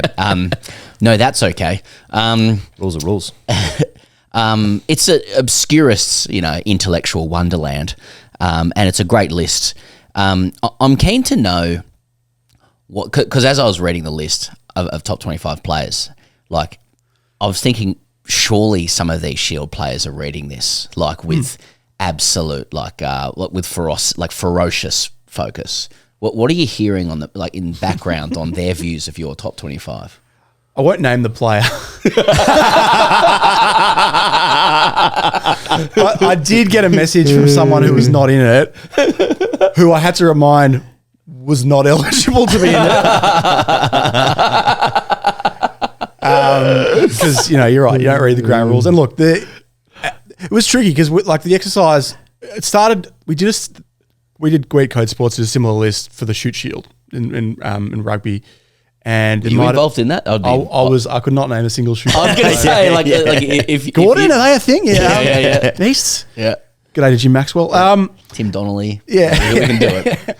There might have been one, I think they also, Paul Amy, who's a colleague of mine, is a legend. He did one for the VFL at the start of the year as well, 25 years. So, look, people love lists. There's a grade cricket one. You got I think Paul. I think Paul. Yeah. Again, Paul just all over. Yeah. So I had to make sure that it was. Paul's coming on, by the way, and we will be discussing. Yes. I can't wait. Yeah. In fact, get him on right now. But no, you can sit in the corner under a lampshade and watch if you want. Sorry. No, you had to have ground rules, and you just didn't want it to be stacked with test guys because, you could have Ricky Ponting there, but what's the point? Yeah. Steve Waugh was about debuted earlier, so did Ponting, but you get the point. Yeah. So, I think, I ran it past probably half a dozen Shield players of that period just to get their general views. Had one person I again won't name, but who was very helpful in some number crunching. This is what I want. Surely there's more than one who's interested in that. Some advanced metrics which went into it. They'd be their own. You think I'm kidding? I'm genuinely not kidding. Actually, one guy again. I won't say how it came about, but Joe Burns, I probably initially didn't have in there because his raw numbers weren't quite as impressive. But then someone showed me the numbers of how he goes relative to others playing games at the Gabba. It's like opening the batting, have him in there. The last few were tough. I'd initially in my first draft, I'd neglected to put George Bailey in there, and I thought I probably better have the chairman selectors in there. But no, he did deserve to be in there. There are a few that were genuinely stiff. Moses Enriquez was very stiff.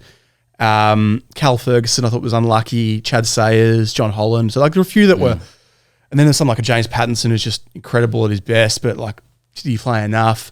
So you're weighing up. Tried to make sure that you had, you valued performances in finals, gave that extra weighting, and then you're sort of balancing longevity versus just extraordinary numbers. Like Joel Paris got in there, hasn't played as much as some of the others because he's had injuries and they've sort of been a horses for courses type pick, but he averages 19, so you just have to have him in there. That was good fun. It was good fun, and to those who missed out, good luck next time. Would you call George and say congratulations, George? No, there's going to be a cap presentation actually before before the Junction game. The thing is, we mock it, but the idea of in your job sitting down and having a phalanx of shield numbers rolling in front of your eyes for a couple of days while you rank people. I mean, that's something a lot of us would have just done at high school for fun, but you get paid to do it. There's a lot of moments where you're like, how's the job? And that's right up there. Yeah. Did you play calculated cricket at school? Of course. Yeah, good. Random. Yeah. Have you ever touched a woman? It's classified.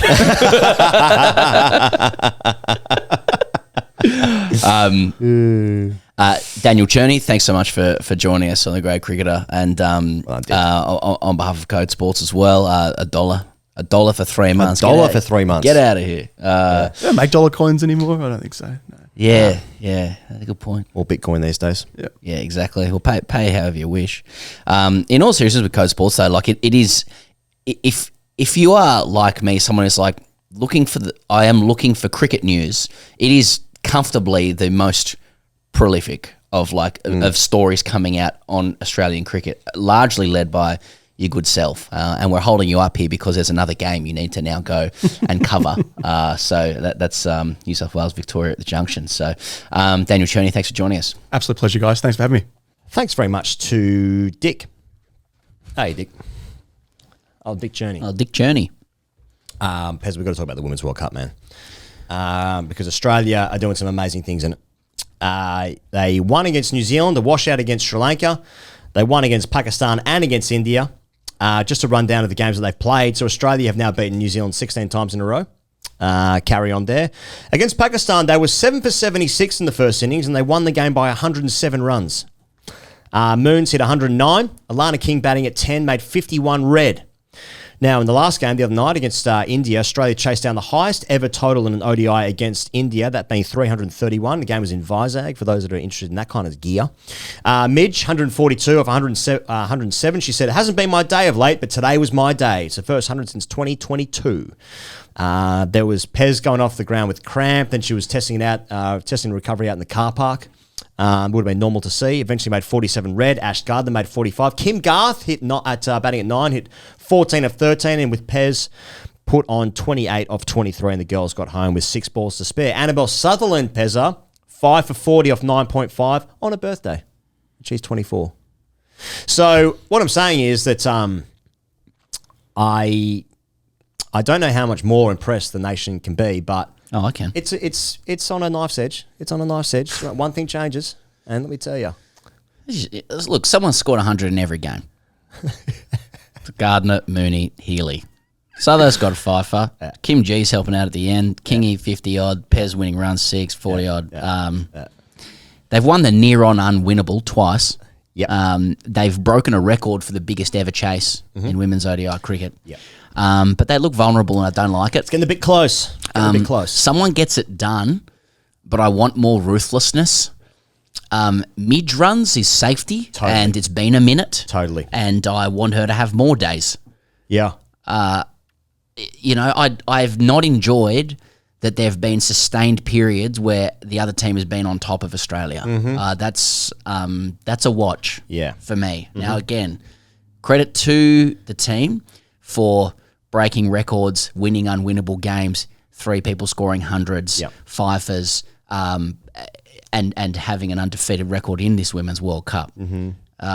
Putting India on the brink of an exit at a home World Cup. Nevertheless, lots of areas for improvement. I think I share. I think I reflect the sentiments of the nation. I'm worried. Yeah. I actually am. I don't like it. Well, we've had near on decades of it not being close, and now it's like it's getting a bit hard. And I'm like, what? So this is the trajectory of like Australian sport again. They achieved.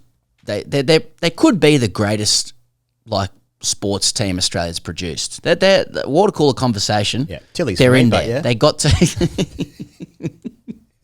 the statues and all that. Yeah. But they achieved what we all aspire to achieve, which is to make the nation bored of your winning, right? Right. And then and we start magnanimously saying, look, we just, the other teams are catching up. Yeah, and isn't that fantastic? Because we just like to see a contest.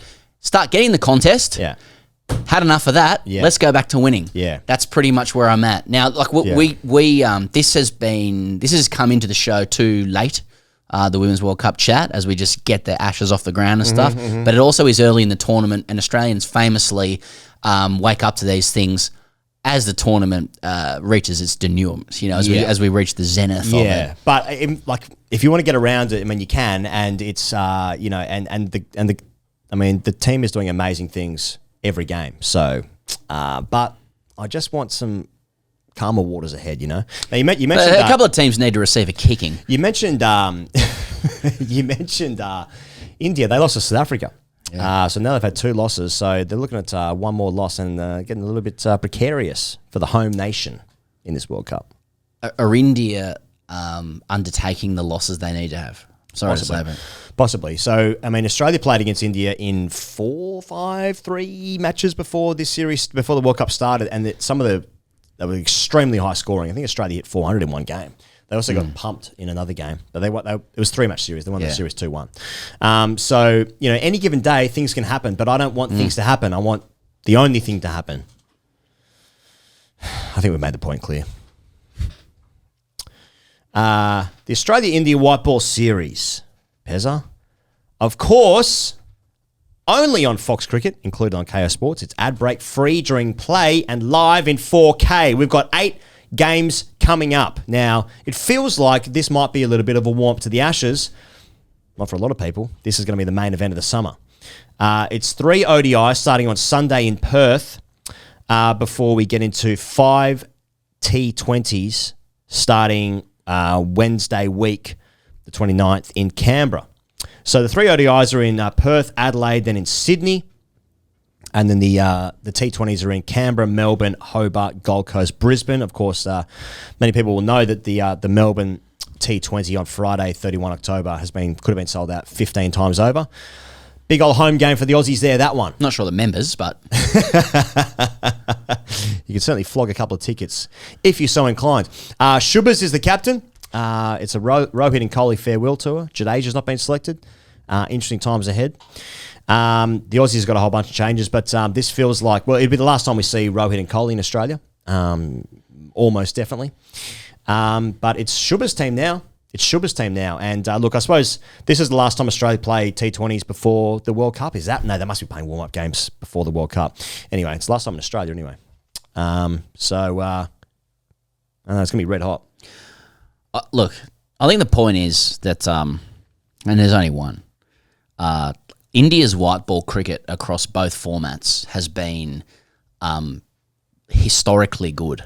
And it's been incredibly hot for years. Win after win, series after series, higher skills than all other countries. But sometimes life throws up ideas that are in conflict. Okay. Right? Yeah, right. Because while they win more consistently and thoroughly than any other nation, which should lead one to say that they're the best to do it and should go down in history as one of the greatest, we also know at the same time some matches matter more than others, and that it's all geared towards World Cups. And in their cauldron on the biggest day, the crowd shrouded in blue at Modi Stadium, no issues or bluffs with the pitch at all. Australia got the chocolates. Travis Head fathered 11 Indians that day. Yes. And nothing can redress that until South Africa 2027. And who knows if ODI cricket will be around then. Yeah. But Kohli and Rohit do, which is why they're still around and why this series matters, because they are trying to get to South Africa to redress what happened that day. They never will. They never will redress what happened that day just because of the circumstances. And that's all respect to those men, by the way. But they're out here like fighting for their spots because they want to like unify those belts. Oh, yeah. You know? 100%. They'll win the T20 World Cup, obviously, good. over there. Yeah. But Home World Cup. But this is Kohli and Rohit in Australia one last time, John Farnham styles, backed up by, for most Australians, a whole bunch of young Indian guys that play incredible cricket while Aussies are asleep in the IPL. But now we can see them in Australian prime time. I'm talking your Abhishek Sharmas, especially Tilak Varmas, etc. Like, get around watching that. The Indian white ball setup is like, it is sort of, it's a much better reflection of the power of Indian cricket than the red ball stuff. Real Madrid. Yeah, it is. It's Galacticos Madrid. Yeah. It's under 19 players giving it to Aussie under 19 players. Yeah. It's like it's the better emblem of the power. Yeah. I don't know who the guy was, but he posted on Instagram. He was the under 19 tour that was out here in Australia. And they won every game. Yeah. And he's like, well, I forget what the quote was. No, he said there was two of them, I think, but one was we came, we saw, we dominated. Followed by clips of him just knocking blokes over. And then another one's got his bat up, came to Australia and dominated them completely. Yeah. Series result, whitewashed. Yeah, whitewashed. Racist. Yeah, 5-0. Okay, yeah, we just call it washed.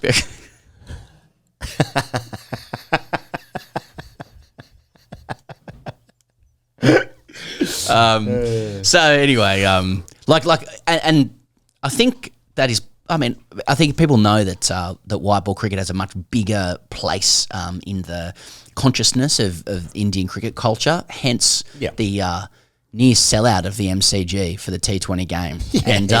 So, like, I mean, I'm sorry, but like, if you want to snobbishly say, like, look, I'm just waiting for the Ashes, like you got to still be having a look at like a sellout Australia-India game with a couple of young bucks knocking around. Australia's good in T20s as well. Oh yeah, like their record recently is like 15-1 or something like that.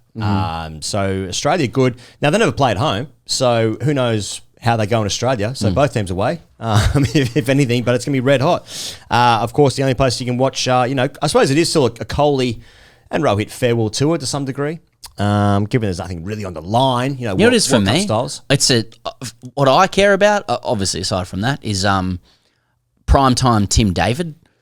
Yeah, for me, primetime TD is beast. what I'm about. I like a TD started scoring some primetime runs recently. We all know that the only runs that matter are when Australians are awake. Totally. Right? TD scored a lot of runs when Aussies are asleep in IPL and various franchises and for Australia. Yeah.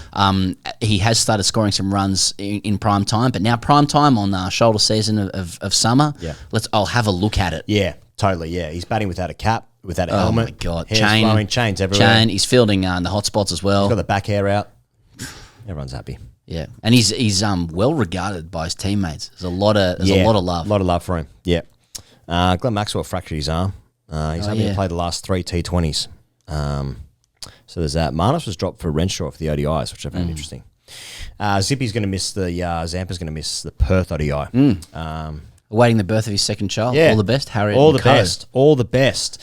Of course, only place you can watch all of that is Fox Cricket, included on Kayo Sports. Let's talk to Spencer Johnson. Look, every so often, the nation supplies a player on our TV screens that leaves us thinking, I like the look of that.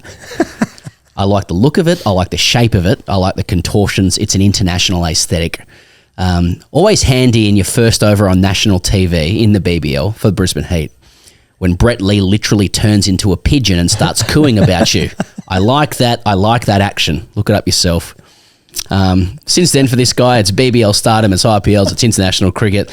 It's probably a decent time to be a national aspirant for the Red Ball team, because the team isn't looking long in the tooth, it's looking saber-toothed. There's a gondola there in that tooth. Yes, he has a back of his own to sort out, but nevertheless, it's the specimen himself in studio with us. Spencer Johnson. Spencer, welcome to TGC Towers. Thanks for having me. Now, look, what injury do you have now, and when are you back? Just the nation's trying to sort of just get their act together on who's where vis-a-vis the old injuries. Yes, it would be nice to be on the park at the minute, but I do have a little back stressy. I think it's pretty similar to what the skipper has at the minute.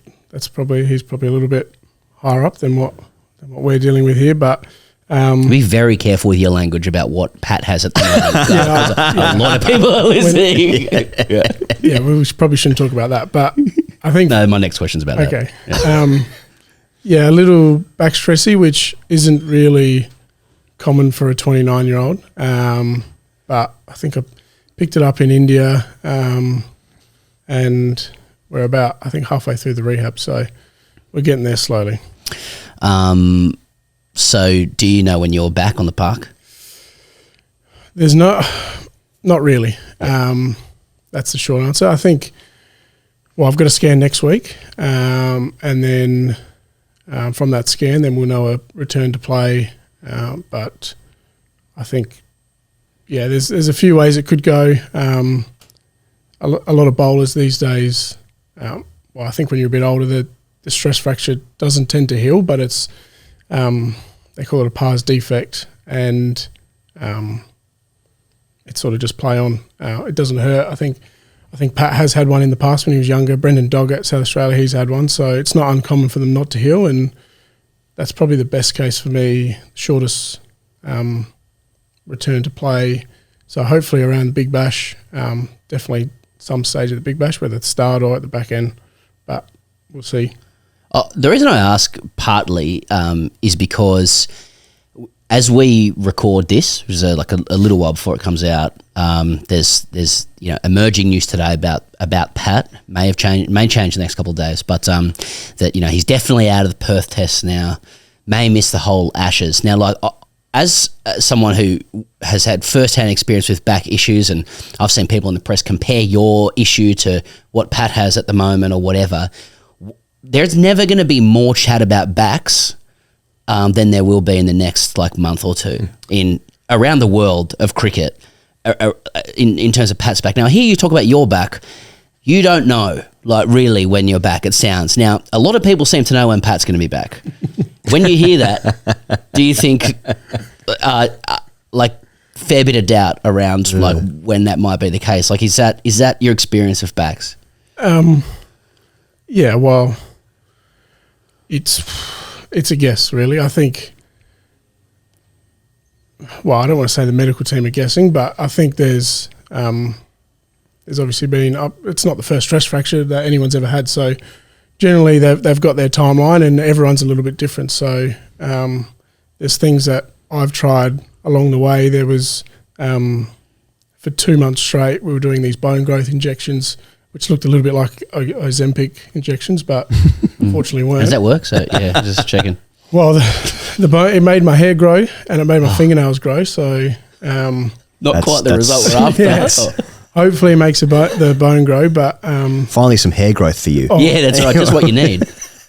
Yeah, where's a hat? I need to put a hat on. That must suck. But yeah, there's a few things that we've tried. It's not really common to have one at almost 30, so yeah, we'll wait and see. I know that repetitive injuries aren't unique to you. I mean, they've happened for generations, right? But I know you've obviously got the back, you've torn a hamstring, you had a toe injury that physios at the time described as mind blowing, according to one headline that I read. I suppose it reminds me a little bit of Reece Topley. I don't know if you know Reece, but just in that your left arm opening fast bowls, of course. But like, there's Jai Richardson who dislocated his shoulder high-fiving a bloke. Some injuries do happen. But I mean, but how are you going with it? Because I mean, you've been in and around for a little while, and then like you're getting closer, and the team's getting older, and you'd be, in line for cabs. But how are you going with all of this, especially this injury at the moment? Yeah, I think the back, like a stress fracture in your back is obviously never ideal, and no. It's frustrating and probably hasn't come at the right time, but they probably never do. But I think for me, using this as an opportunity to, when I do come back, making sure whenever that is, whether it's start of the Big Bash, end of the Big Bash, T20 World Cup, that I'm in a better position than when I was playing in March or April. So that's how I see it, and that's sort of what gets me out of bed in the morning. I've just gone all out and bought a sauna and an ice bath out the back to sort of tell myself that I need to get out of bed and do some recovery, but I've used it about 2 times. So, Really? Yeah. I thought that ice bath stuff would take off. Yeah. Wow, it's too cold in Adelaide at the minute, but maybe I'm telling myself it's a summer thing. Too cold for an ice bath. Fuck that. Get in the sauna. Yeah. For me, I think it's an opportunity. And yeah, whenever I do come back, and making sure I'm better than when I stop playing. Now, obviously, you're from Adelaide, but you're now Brisbane. You're doing some Kawaja stuff, and I see you're in the sheds post Broncos grand final. You're there with X, you're there with Matty K, and you're just in and around the group. Well, I actually wasn't. They were in a group chat. Obviously, they've had a few, and yeah. I thought I would jump on. They sent that exact photo, and I've just said I'm chucking that on my story. So I was at home. I watched the game, and Reece Walsh obviously played one of the greatest finals of all time. So I thought, being a good Queenslander, I would chuck it up. Because you're not from Queensland, but obviously something happens when it gets in your blood. Like this has happened to Usman as well. Yeah. We thought we could claim him as a Sydney sider before he reminded us he was born in Islamabad. But he's full turncoat. He's a Queenslander now. Do you, what happens when you go there? Well, yeah, I think there's something in the water there. They jump on the back of you. I feel like I've done a lot more better work in Brisbane than I have in Adelaide.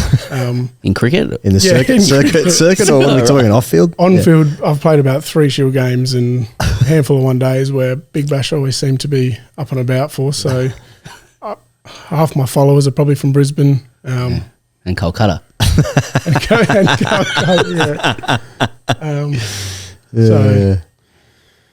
But did you miss being like on the ground with the Sackers with what happened last year? Because that South Australia team looked like a lot of fun. and you know, like ducks are broken, and then you've gone and taken the Indian coin. Yeah. Did you pour a beer on Ben Menenti? So you could have been When I doing got that. When I got back, No. he was at home and he was That's sleeping. Yeah, I was ready to go when I got back. No, that was tough because I missed the one-day final as well, and that was the first final we'd won in a long time, and that was in the Champions Trophy was on, so I wasn't playing for Australia. Wasn't- sorry. Yeah. But still very happy for the boys, and then being in India, I know you guys have been there, and your timeline and your routines are a little bit thrown off. So I was playing Fortnite at 4 a.m, watching the Shield final and thinking, geez, it's obviously great being in India, and the IPL was an unbelievable tournament. But Of course. It's good internet. We love good the internet IPL. for Fortnite. Yeah. yeah, I'd that's make right. sure I'd ring the internet guy, and he'd get me the faster speed so I could.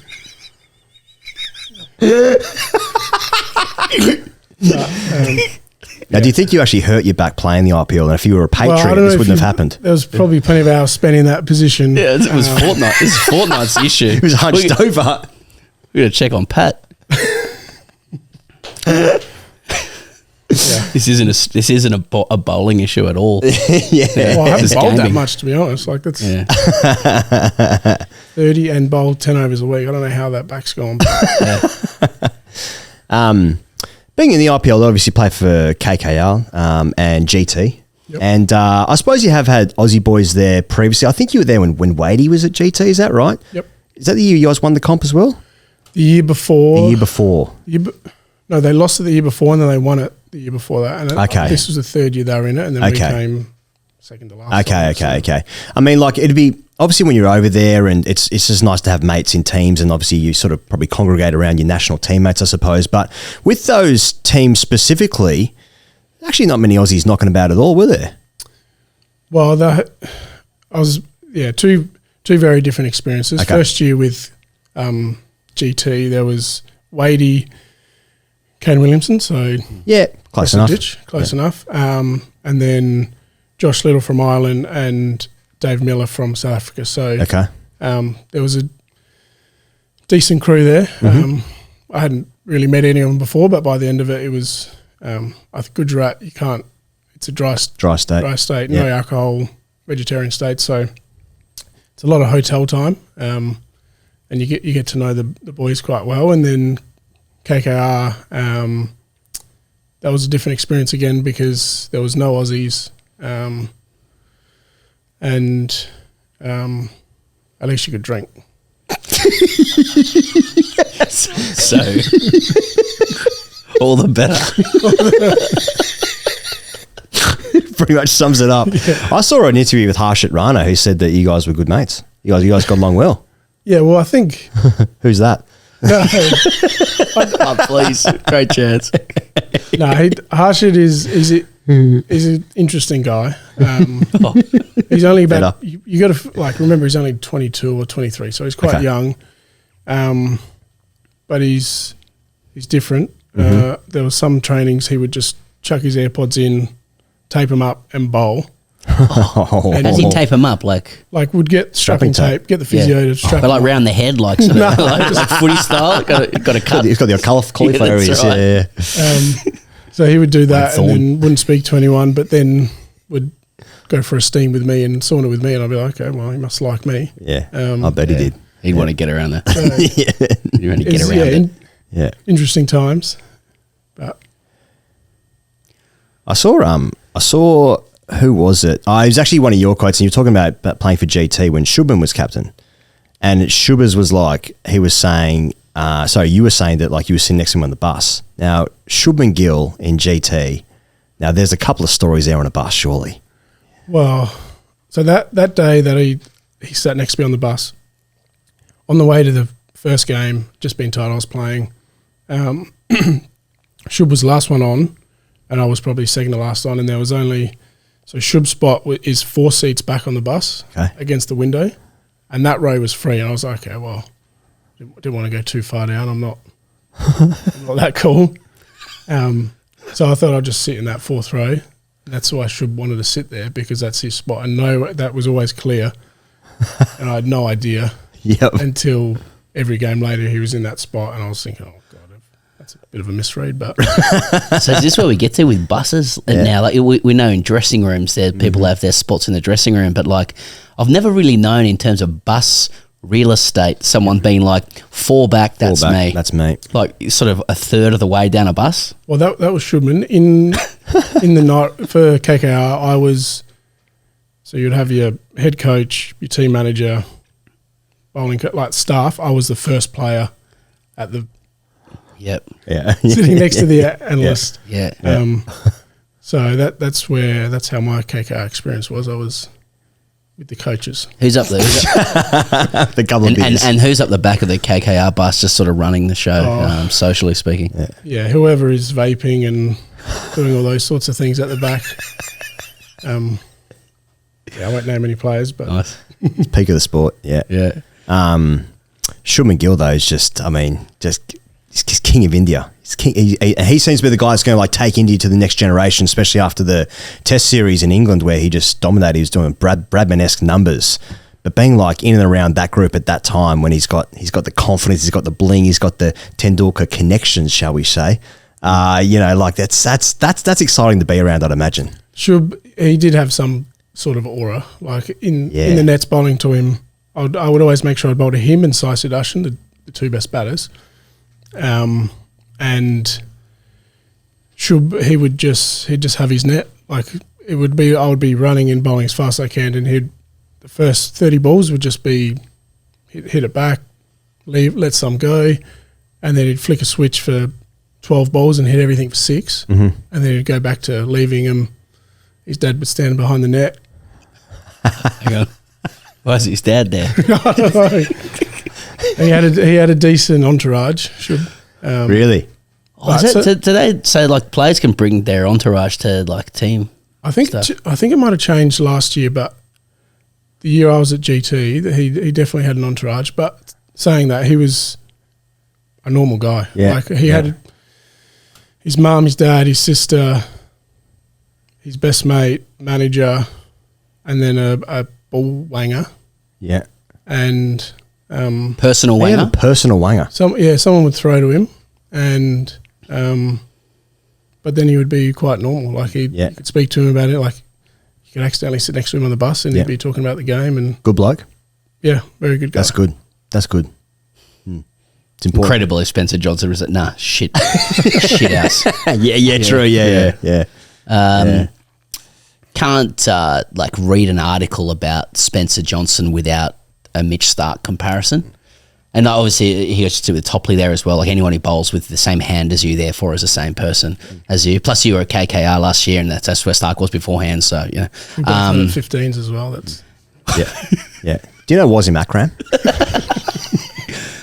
What is it like waiting behind one of what must be one of the greatest athletes of all time? You know, like it's not enough that he just looks big and tall and fit and strong and has the stride and the sinew. Like then his brother's a fucking Olympian, like high jumper.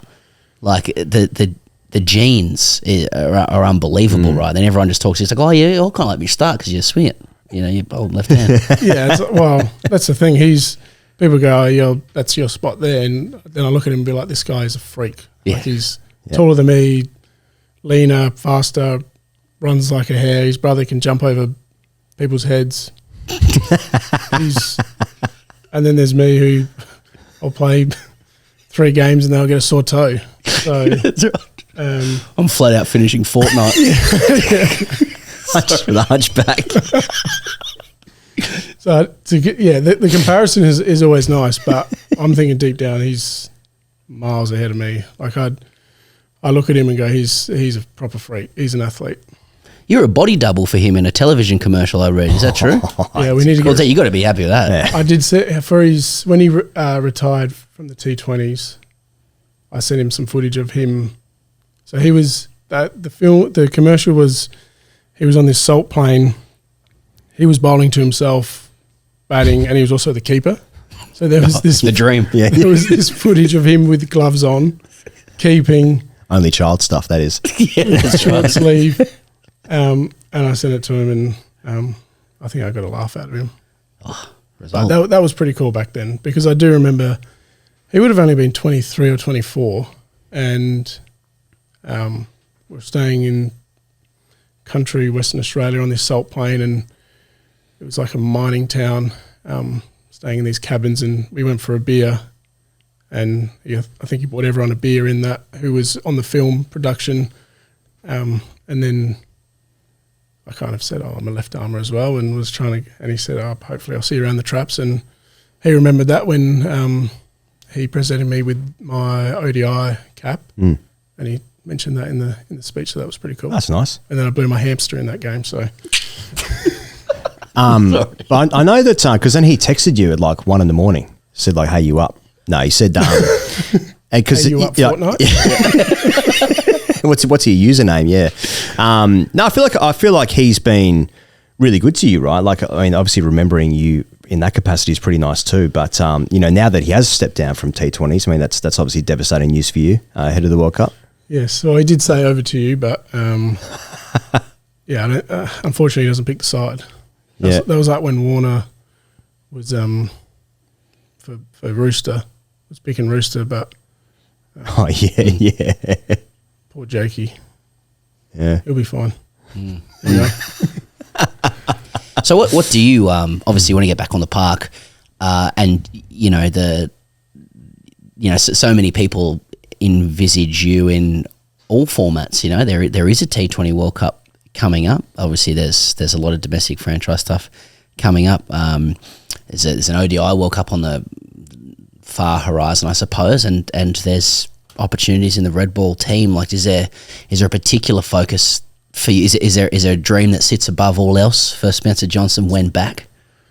Yeah, well, obviously the baggy green is number one. I haven't just said that for God knows how long. That's always been something that I feel like it's not something that I want to do. I feel like it's something I should be doing because of the skill set I have, and I haven't played a lot of first-class cricket, but some of the games I have played have been good, and I felt like I can perform and play at hopefully the next level. But I think in the short term, it's just playing as much cricket as I can. I probably got to be a bit more selective with what I do, because I think that it's been probably three seasons back to back where I've been the UK, America, and then I get back to the Aussie summer and I'm injured. So trying to be a little bit more selective of playing overseas and prioritising playing for South Australia and Australia. And yeah, hopefully there is something, that baggy green there, but hopefully play a few shoe games this year and then you never know. Can I ask about one of your Saka teammates, Brendan Doggett, who I think might be, one of the next cabs, especially if the captain is particularly injured. 11 wickets in the Shield final, 6 for 15 against India A last year, 44 wickets at 20 last year. I mean, and they like it as well. They like it. Why should Australia like it? Well, I think with Doggy is... it's already good. Yep, Doggy. Yes. Yep. His pace is obviously nice. He's at that high 130s, 140s. That's quick enough. Yep. And it's consistent. It doesn't, from his first ball in his first over to his last ball in his 30th over, it's the same. So I know that's what gets the selectors going, being able to maintain that speed, and obviously taking poles in Shield finals and winning Shield finals is important. But I think I would say he would play this year if the skipper's no good. Yep. You got him as next cab. He's in your rank and he's at the front of that rank. I'd hope so. I think for him, he was in the World Test Champ squad and he got injured training, I reckon, while that was on, and then missed that West Indies series where he probably would have played. So he missed that, and then he's injured at the minute, but I'm pretty sure he'll be back either for the next Shield game or the one after that, 2 or 3. In terms of pathways is such a everyone's desensitized to that word now. But in terms of what weighs into the Australian men's red ball team, you're a guy that has access all areas. You've taken a 7 for in Shield. Great bowler, great average when you can get on the park there. They love you in the white ball stuff. It's 50 overs, it's T20 stuff. You have franchise opportunities where you can put your name up in lights and become more of a global brand. What do you think that Shield still is the best pathway for somebody like you or others into that Australian red ball side, or do you think you can get your name out there playing for Australia in white ball cricket and that be the place that catapults you into the test squad? Yeah, definitely. I've had plenty of conversations with Ronnie and Bales about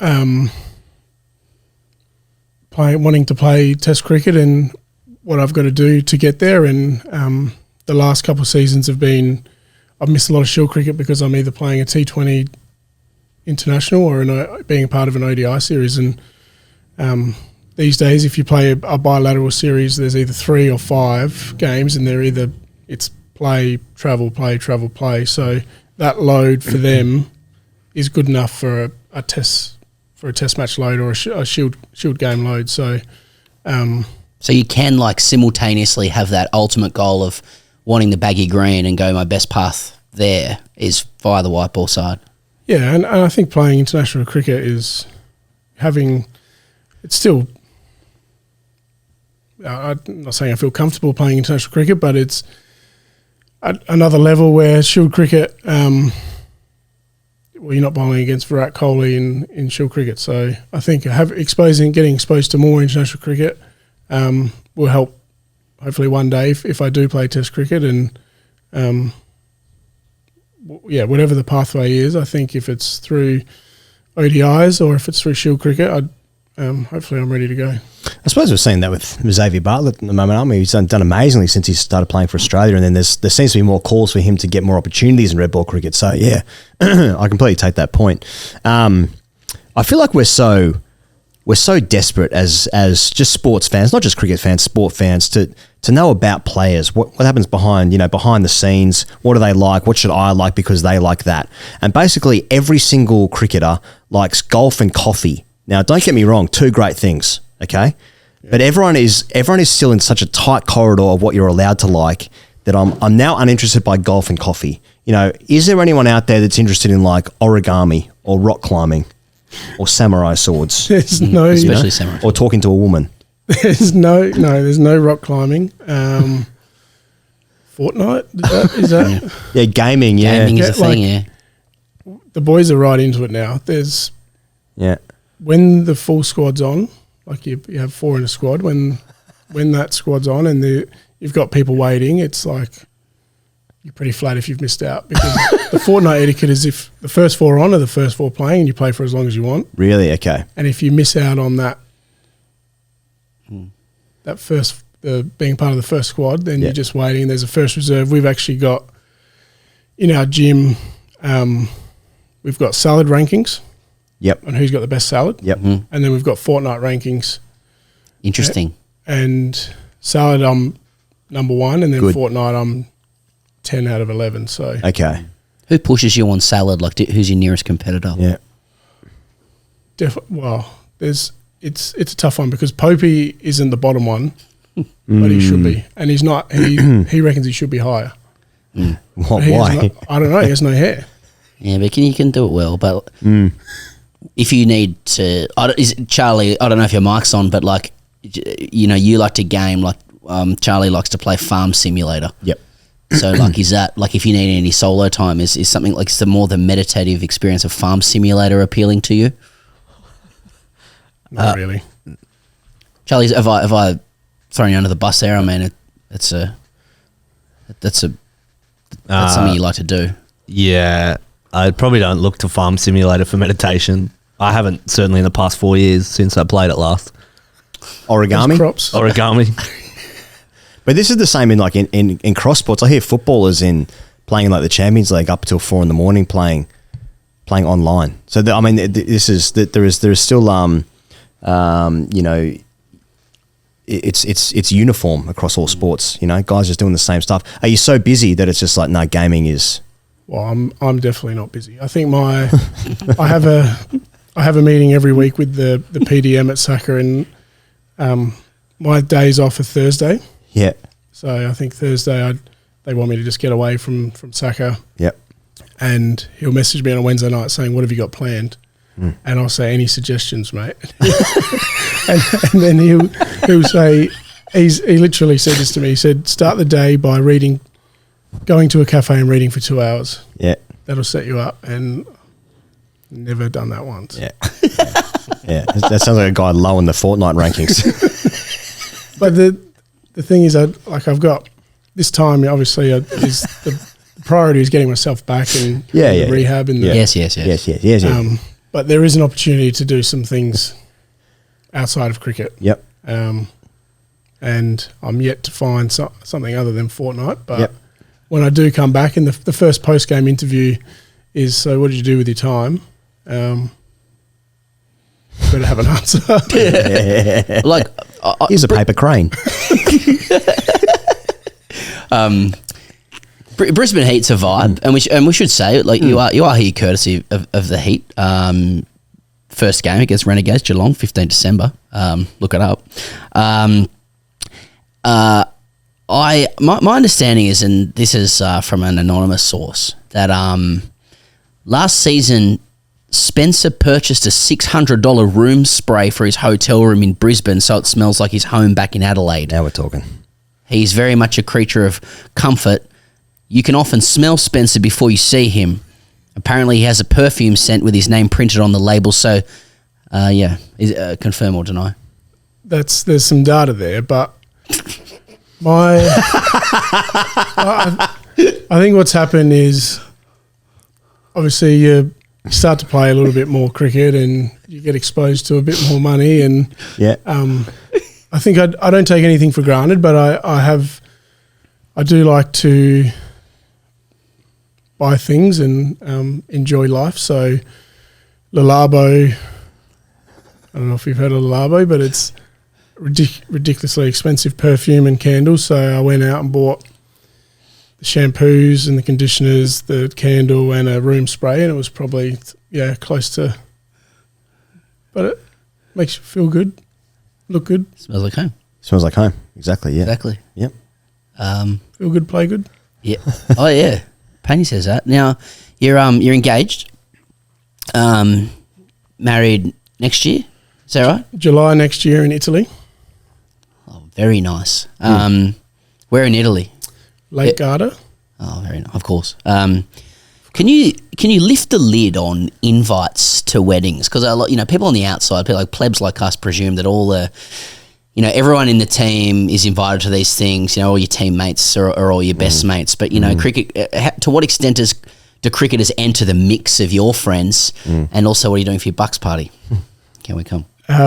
Bucks, I'm trying to get to Mykonos, but the missus is not. Yeah. It's not going to happen, but it would be elite.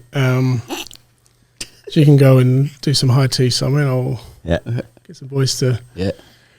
But the invites. I'm not saying tell me who your invites are, but just the how many friends do you have outside of cricket kind of thing. It's always a strange thing to a grade cricketer. Well, I've got a lot of family, so that's the majority of the list. But the whole reason of doing it overseas was, the first one was summer. I'm playing cricket, so to get a nice summer wedding, probably it's not going to work unless I have another back stressy, but then none of the cricket boys would be invited. So doing it middle of the year next year. Before the 100, obviously. Hopefully before the 100, we'll see. It's about an hour from where my nono's from, where he grew up, and then he moved to Australia when he was 19. So there's some sort of connection there. And then doing it overseas, the list should be a bit smaller. Yep. But we've had a lot of yeses and not many no's. So which can be a problem. Spencer and Sarah would like to invite you to Italy for their wedding. Yeah. Oh, don't let me think about it. Yeah. Yeah. And if you can jag a Mykonos in there as well. That's right. Fill your boots via Gujarat. It's a dry state. What do we need to know about Tim David? He's got a good back salad. One of the best you've ever seen, and he's happy with it. And we played Fortnite in India. Yes. Lots of Fortnite in India. Yeah. Timmy is elite. He would be my favourite person in that T20 team, easily. See, he seems like a ripping bloke. You know, we've never had the opportunity to talk to him on the show. He's a great guy. And I think he'd be very keen to come on the show. I can assure you he's not that keen. He'd offer a lot more than me, Blue that's for Bombers sure. there. He used to be keen when he played for Singapore. Put it like that. He used to slide into our DMs when he was a grade cricketer, and now he's made it. Nothing. Yeah. So. Yeah. Well, he did play grade cricket last year. I think it was a Red Bull game. And he hit a full toss to mid-off. And I think the only reason he played was to bowl his leggies. And they batted and he got a duck or something. Yeah. Oh, of course. Grade cricket delivers once again. See, I think that, like, for his brand, like, I think the nation's ready to accept and embrace him because he started doing great things for Australia. What about the 100 he scored, you know, just in recently? prime time. In prime time. that Australians are watching. Wednesday in July. Yeah. But, you know, I think the nation are now ready to get around him, but we need to know more about what it is, you know? Okay, the back salad, that's something. We can build around that, you know? Well, the chat's good. Great chat. He says what he wants, like what he thinks and what he wants, and there's no bullshit. He just does it, gets on with his stuff, likes to have fun. Yep. But I think he'll offer a bit more than me on one of these. Okay. Oh, you're offering a lot. Yeah. We've learned a lot. What? Okay. Like, where are you at in terms of watching cricket? Like, would you be frothing on the Ashes, for example? You know, like. Absolutely. Yeah. So Definitely. how are you? How you seeing both teams matching up for the summer? Yeah. Well. And this is where you're obligated to say, look, I do have a couple of mates in the England side as well because I've played in. You know, let's just move past that. No, obviously, England coming here is different conditions, and they're obviously more suited to their conditions with the ball that they bowl. Like if Jofra and Cass and Gus are all up and about, then I'm sure they'll be very competitive. But I just feel like us being in Aussies. Mm-hmm. Playing in our conditions in our backyard, I feel like we have no reason not to win at least 3 or 4-0. How long will it be on commentary, either network, when England's bowling, before someone says, look, in Australia you're tempted to bowl short, but you actually have to pitch it up? Wow, it depends who's on the commentary. Yeah. Yeah. Do you have any mates that go to, like, the Adelaide Test, for instance, and they get a bit feral?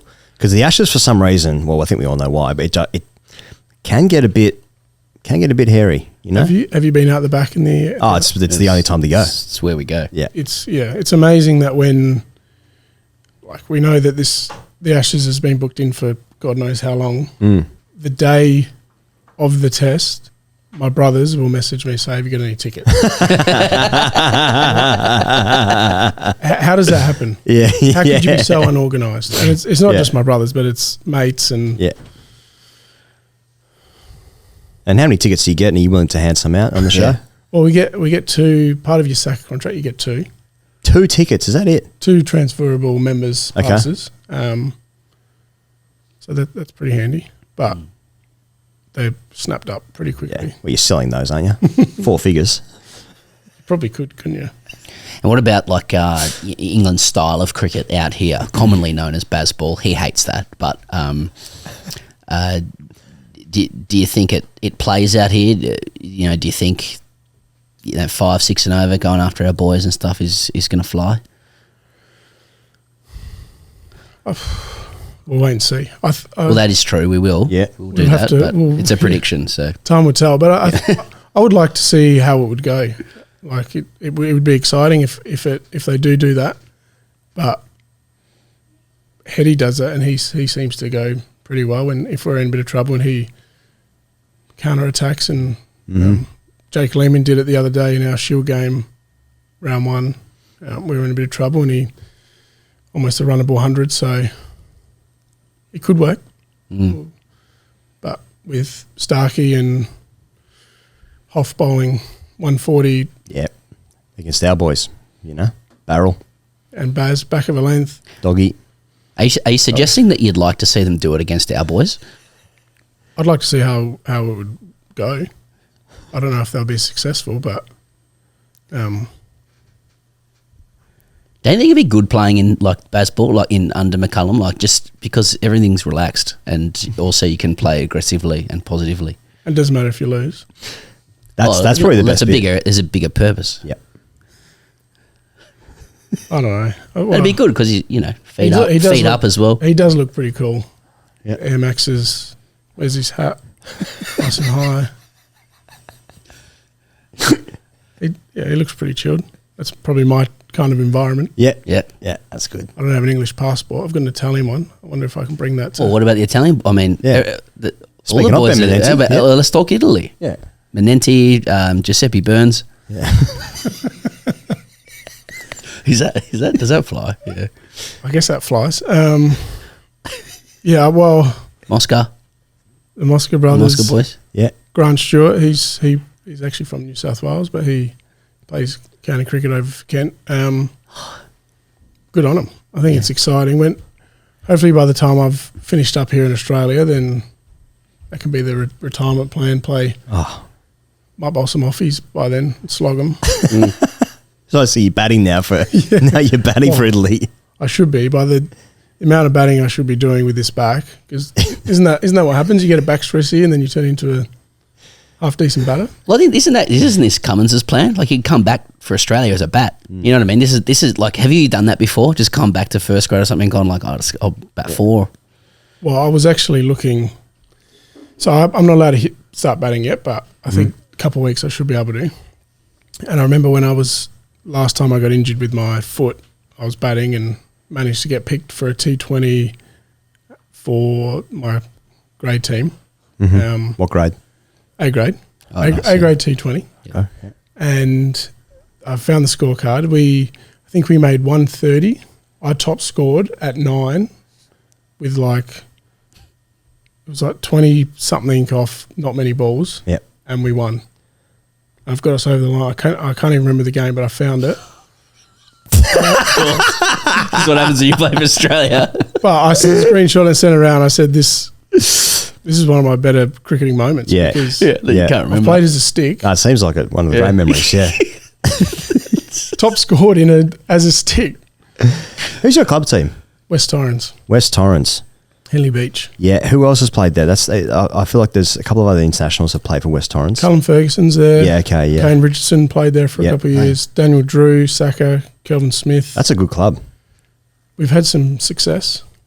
Yep. We've had a lot of success. Mark Harrity, the club coach, he's been there for a long time. He's another left armour. Bit more of a slinger. I don't know if you've ever... Yeah, Mark Harrity. He can flick a switch and go nuts. He's currently serving a 10-game suspension. You just mean behaviourally. Yeah. Well, I genuinely thought you were going to say... Currently serving a 10-year jail sentence. Non-parole. I genuinely thought you were going to say He that. can flick a switch, mate. Don't worry about that. He's out. Breaking in. He sees red, mate. He does. He fires up, but he'll do anything for his boys. He's looked after his me. kids. So he's back after Christmas. I don't know what he did because I haven't played club cricket for a while. But he's obviously done something that he shouldn't have. That's to be said. But He's a good man. Yeah, that's good. Good club. West find Torrens. What's the moniker, like Tigers or West Torrens? Eagles. The Eagles. Up the Eagles. Yep. Okay. So just a serious one before we wrap up soon. Big privatisation conversation around the BBL. You'd have some experience with it because you would have played for franchises, no doubt, that would be interested in taking equity in BBL clubs. How do you feel about it? About the prospect of private ownership of BBL clubs? Can you give us a sense of a player perspective? I know you can't speak, on behalf of everybody, but what is there a vibe that you get? I think everyone's probably a little bit divided at the minute. If we can work a way out to get our test blokes playing, and then that's when they decide to privatise it, then I think we'll probably get a fair price for what the Big Bash is. It's for me, it's probably my favourite tournament, and IPL is obviously amazing and it's on another level, but it definitely rivals the 100 and definitely got the blast covered. But to get what we deserve for it, and I think we need to get the test guys involved. So whatever that looks like, I'm not sure, but I think if it means getting better players and more money for players, then I think a lot more people would be open to it. It's just striking the right deal and letting CA work that out. But I think it could work if it's done properly.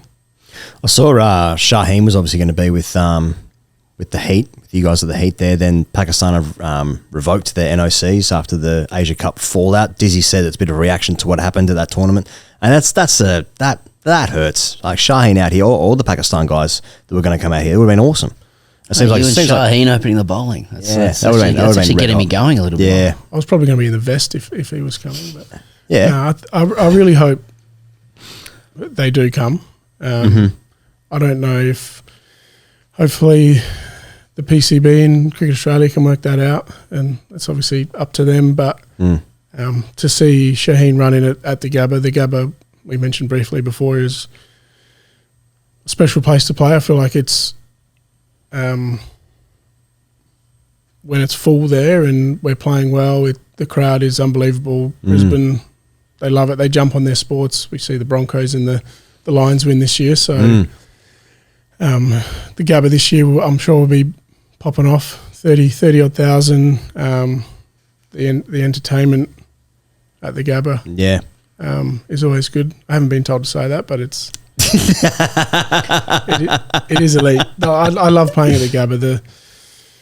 The wicket suits me to a T. I can just sort of run in and do my thing, and then I can imagine Shaheen running it as well and bowling to Bubba. That would be that'd be awesome. Pretty cool. So hopefully they can resolve that issue and we see some world class players come to the Big Bash.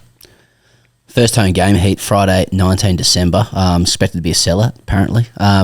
Spencer Johnson, you've given us over 45 minutes of your time, and it's a nice meander through global cricket, Italy, marriages, grade cricket, West Torrens, international level, Mark Harrity. Bands. Exactly. Thanks for joining us, mate. All the best on the comeback trail and access all areas of cricket for you. Thanks for having me. Thanks very much, Spence, for dropping in. He dropped in last week, actually. Very nice to see the young man, the best hair in cricket. Unbelievable. Salad. Just a quick one, Pez, before I ask TGC, but privatisation of the BBL, ongoing conversation. It's going to happen. And it's going to happen to us, but we can sort of move the chessboard. It's not true. No, so Australia's proactively exploring opportunities to see what they would like to do. Got it. Yep. Yep. Or is it last domino to fall stuff? Like if you take a strategic lens to the global landscape, and the IPL and its franchises being close to joining up the schedule with tournaments in major markets, I really think that though the positioning is that, like, let's see what's right for Australia, which of course is what you're doing. Right. I think the question is less like what happens if we do this than what happens if we don't. I do think it's happening to Australia as much as Australia's going after it and it's last domino to fall. Then curiously, as this conversation's taken place, an article recently said Cummins and Head were offered $10 million each to quit Australian cricket to join franchise leagues full time. Informally offered that amount. Right, yeah. So I think the point is there's a bit of bunts knocking about. Yeah. It's only like a year or so ago when Jofra, or maybe 2 years ago, when Jofra was offered like 7.5 million Aussie to sign a deal with the Mumbai Indians just to go around on the circus, the travelling circus. I guess at some point it might happen, and it might not be that far away. I think. I also think it should happen, but it will surprise a lot of casual cricket fans, a lot of the totally, especially mile in wide, year. inch deep fans of Australian cricket, and I think that CEO Todd Greenberg has a big sell ahead of him, and it's a sell that he can do. He's very, very adept in public spaces, Todd. But I don't know how fertile the ground is in Australia. Australians just love Test cricket, and when you have Uzi suggesting this week, with quite a lot of intellectual rigor, I believe that like Boxing Day and New Year's, the Boxing Day and New Year's Test, it should be up for conversation. And you see the reaction to that from most people going, that's among many things you've said, Usman, the most sacrilegious thing that's ever been said. That's where you see the disconnect between how the public feels about this and what the global reality of this thing is. Mm-hmm. And that's why I think Cricket Australia have a big job to do in terms of bringing that, joining this up. Yeah. It can be done, and there are good reasons to do it, but it's tough. It's tough. We've got an interview with Ravi Shastri coming out on Kayo the next 24 hours, I think it is. You'll find it on this channel here. A few days, maybe over the weekend or maybe the beginning of next week. You can stay tuned for that, whatever that means. We asked Ravi about that, and we sort of put it all together, like what the calendar looks like with Indian privatisation across all the continents. So, and he gives an answer, and he's allowed to be wrong. No, I'm joking. But Pezza, good news. Ashwin for the Thunder. So here we go. What I like about Ashwin for the Thunder is the confirmation. Part of the reason this is exciting people is because it's like the same effect as when an American on YouTube says like AFL is good. We're like, Indians are coming to play in the BBL. We're good. But it's also an opportunity for people to say like there will be bums on seats. Because what you have to understand about the demographics of Western Sydney is that this is a good thing. Like you got Tom Decent writing articles saying security planning has begun. That's the level where we're talking about with Ashwin coming over. Now, Ashwin wasn't picked up in the ILT20. Which allowed him to play the full season of the BBL.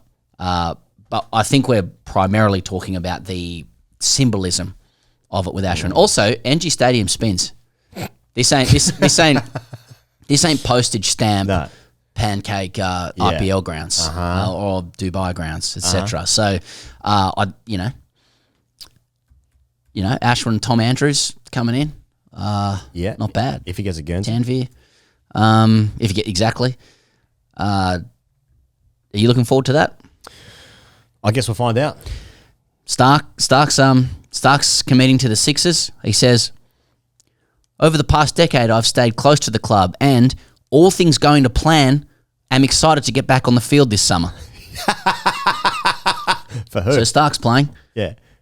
Stark will play this summer. Stark's playing for the Sixers. All things going to plan. I thought he just meant he was going to play cricket this summer. Not necessarily for that specific franchise or club. BBL's good. I agree. Yep. I'm just joking. Which franchise which club do you think Mumbai is going to want? Do you think it's like this will become a Sydney Melbourne pissing contest? Yeah. Which one who can earn Mumbai or Reliance's affections? Yeah, but what do the Ambanis want? I mean, the Ambanis typically pick the jewel in the crown. Yeah. Well, I mean, it's funny because I think that's been the Stars, but they ain't won shit. So I see a Sydney Melbourne cock off. Scorchies? That'd be awesome. Yeah. Close to home. Direct flight. Not bad. There you go. I've solved it. Solved. I've solved cricket. Pezza. Here we go. Smith Optics are back, baby. Finally. Smith Optics are back. There you go. Now, this has been one of the, if not the best partnership that we've held over the years. 100%. Smith Optics and the boys therein, in and around the group at Smith Optics, are some of the finest people you could ever come across. And they're also making some of the most red-hot kit, and they're adapting, and they're changing, and they're moulding. They're chameleons, at Smith Optics. That's what you got to do in business. You got your Verts, you got your Wildcats, you got your Prescription, you got your Chroma Pop. People know by now what I'm talking about when I say these things. and they're getting around the boys again this summer, and they're getting around TGC. Now, if you want to get your question into TGC, you go hello@greatcricketer.com, and you send us an email, and you can write in, and we'll answer your question. Not every show is going to be this long, I promise. There's just a bit to say. But Smith Optics, you can use the code FAST at smithopticsaustralia.com.au, and you get 25% off. How much more value are we going to give these people by making them look amazing on the park, on the circuit, at skate parks, on the slopes, in bars, at kick-ons? You're seeing these shades more and more, legitimately. Yeah. And why wouldn't you when they're rocked by, the current skipper of the Australian men's team? About half the team, isn't it? It is now. I mean, look, we were knocking around the tea room or the green room at the Kayo launch, and just from time to time you get a feel of the secret alphadom of Pat Cummins. It's not something you see on camera. Yeah, he keeps it well hidden. If you can look up the players that he played with or plays with that were there as well, it was a bloodbath. And it doesn't take much from Cummo. No, truly. It's every comment. And it's done with grace and stuff. And no surprise that he's decided to align himself with the Alpha Sunnies. Yeah, that's right. That knock around. That's right. SmithOpticsAustralia.com. Use the code FAST for 25% off your order. You know what? New range is coming out as well. But have a look at the Verts and the Wildcats. And also, if you want to look good and look smart, pop in the old prescription there. Job sorted. You've had that done, haven't you? The prescriptions? Yeah. It's just SD to HD. It's a game Simple. changer. It's 4K. It's a game changer. It's 8K. What more do we need to say? All right. Max wrote in, Pezza. He says, hello, Internet Fathers. I'm writing to tell you about a dream, brackets nightmare, I had recently that involves the both of you. The dream started out all right. I had just spent the day at a test match between Australia and England at the Gabba, and after play, I ran into you guys outside the ground. You were filming what I can only assume was a wrap-up of the day's play. I waited to get a picture, but Pezza put a mic in my hand and asked me who I wanted to see get a go for Australia once the bowling cartel retired. I thought it was a simple enough question. I answered, would love to see Fergus O'Neill get a run. He's had a great couple of years in Shield cricket. This is when both of you just started laughing at me. Uncontrollable laughter that only paused momentarily for Higgins to call me a fucking idiot and to tell me to jog on.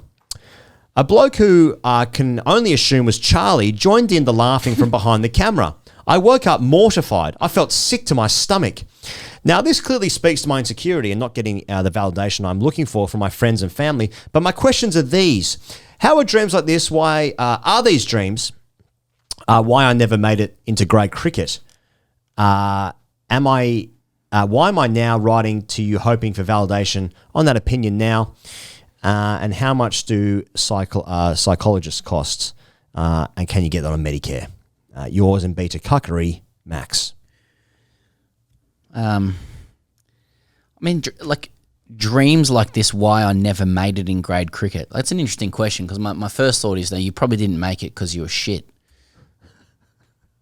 But that's just a poor first thought. I'm just saying it comes into my head. Yeah. Are you your thoughts? I don't know. But I'd like to ask Chuck, like why Chuck laughed. Why do you think you laughed, Chucky?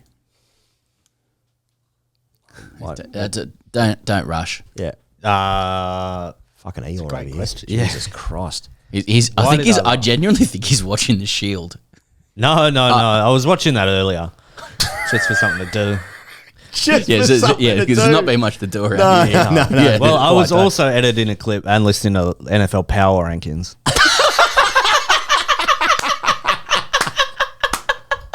And then the Socceroos started playing. I had four things going at once. You're also cradling. Is that what have you got? You got a victory ball. You had a Sharon before. Yeah, I don't know where that went. Are you doing power rankings, NFL power rankings, because you wanted something to talk about with Dylan? No, it's just genuine interest. Dylan and I have no troubles, finding something to talk about. Getting on, yeah. Yeah. Is it? Are you talking about the Shield? No, that hasn't. What do you and Dylan talk about? Yeah, that'll stay private. So we're doing like a wrap up of the day's play in Max's dream. Mm-hmm. He says Fergus O'Neill should play, then we start pissing ourselves and you start laughing as well. Is that something you'd laugh at? I completely agree with him. You think Fergus should play?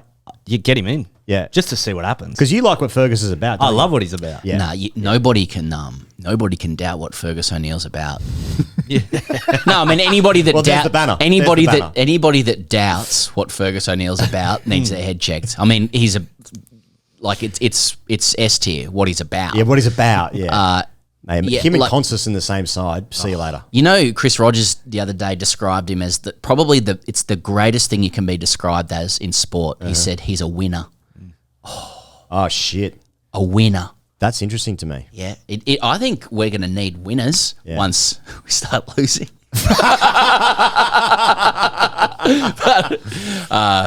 Yeah. Is Fergus in the Smiths? Can we get him in the Smiths? I Fergus? wouldn't be surprised. I wouldn't be surprised. And if not, he should be targeted. Totally. Yeah. Totally. Next gen stuff. Yeah, like targeting the captain. Get him in the coma pops. Maybe he didn't make it in cricket because he's reflecting in his subconscious like an openness to being ridiculed. Perhaps he feels like that about himself. So that's why he didn't make it in grade cricket, not just because he's shit. Maybe he's full of talent. He's quite a talented player. Could be. And just doubted himself. I don't think Fergus O'Neill is a bad shout. You know, I think there's just the only thing missing is 15 Ks on the old pill. For now. For now, exactly. Can we get him juicing? Yeah, Secret privately. Yeah. Just okay. keep that in the wraps. But. Yeah. Well, I thought you meant like juicing numbers. You know what I mean? Like just no, speed gun. No, I was talking about illegal steroids. Yeah. Okay.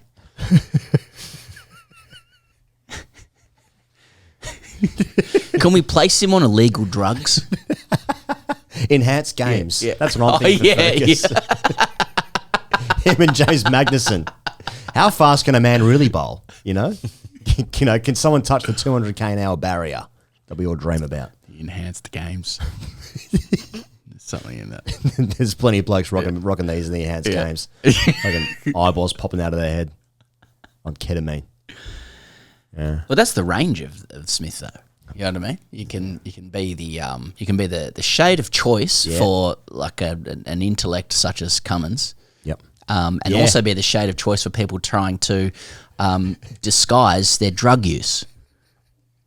And that may apply to a lot of our audience. You've got Cummins doing the cryptic crossword in these, and also a bloke at 7 a.m. trying to get into revs. But look at the fucking coverage of them. I mean, it's not like when you put them on, you're like, I am covered. I could look left, I can look right. No one's got a fucking Excuse clue. me, officer. No one's got a Where's the nearest Scooby-Doo. ATM?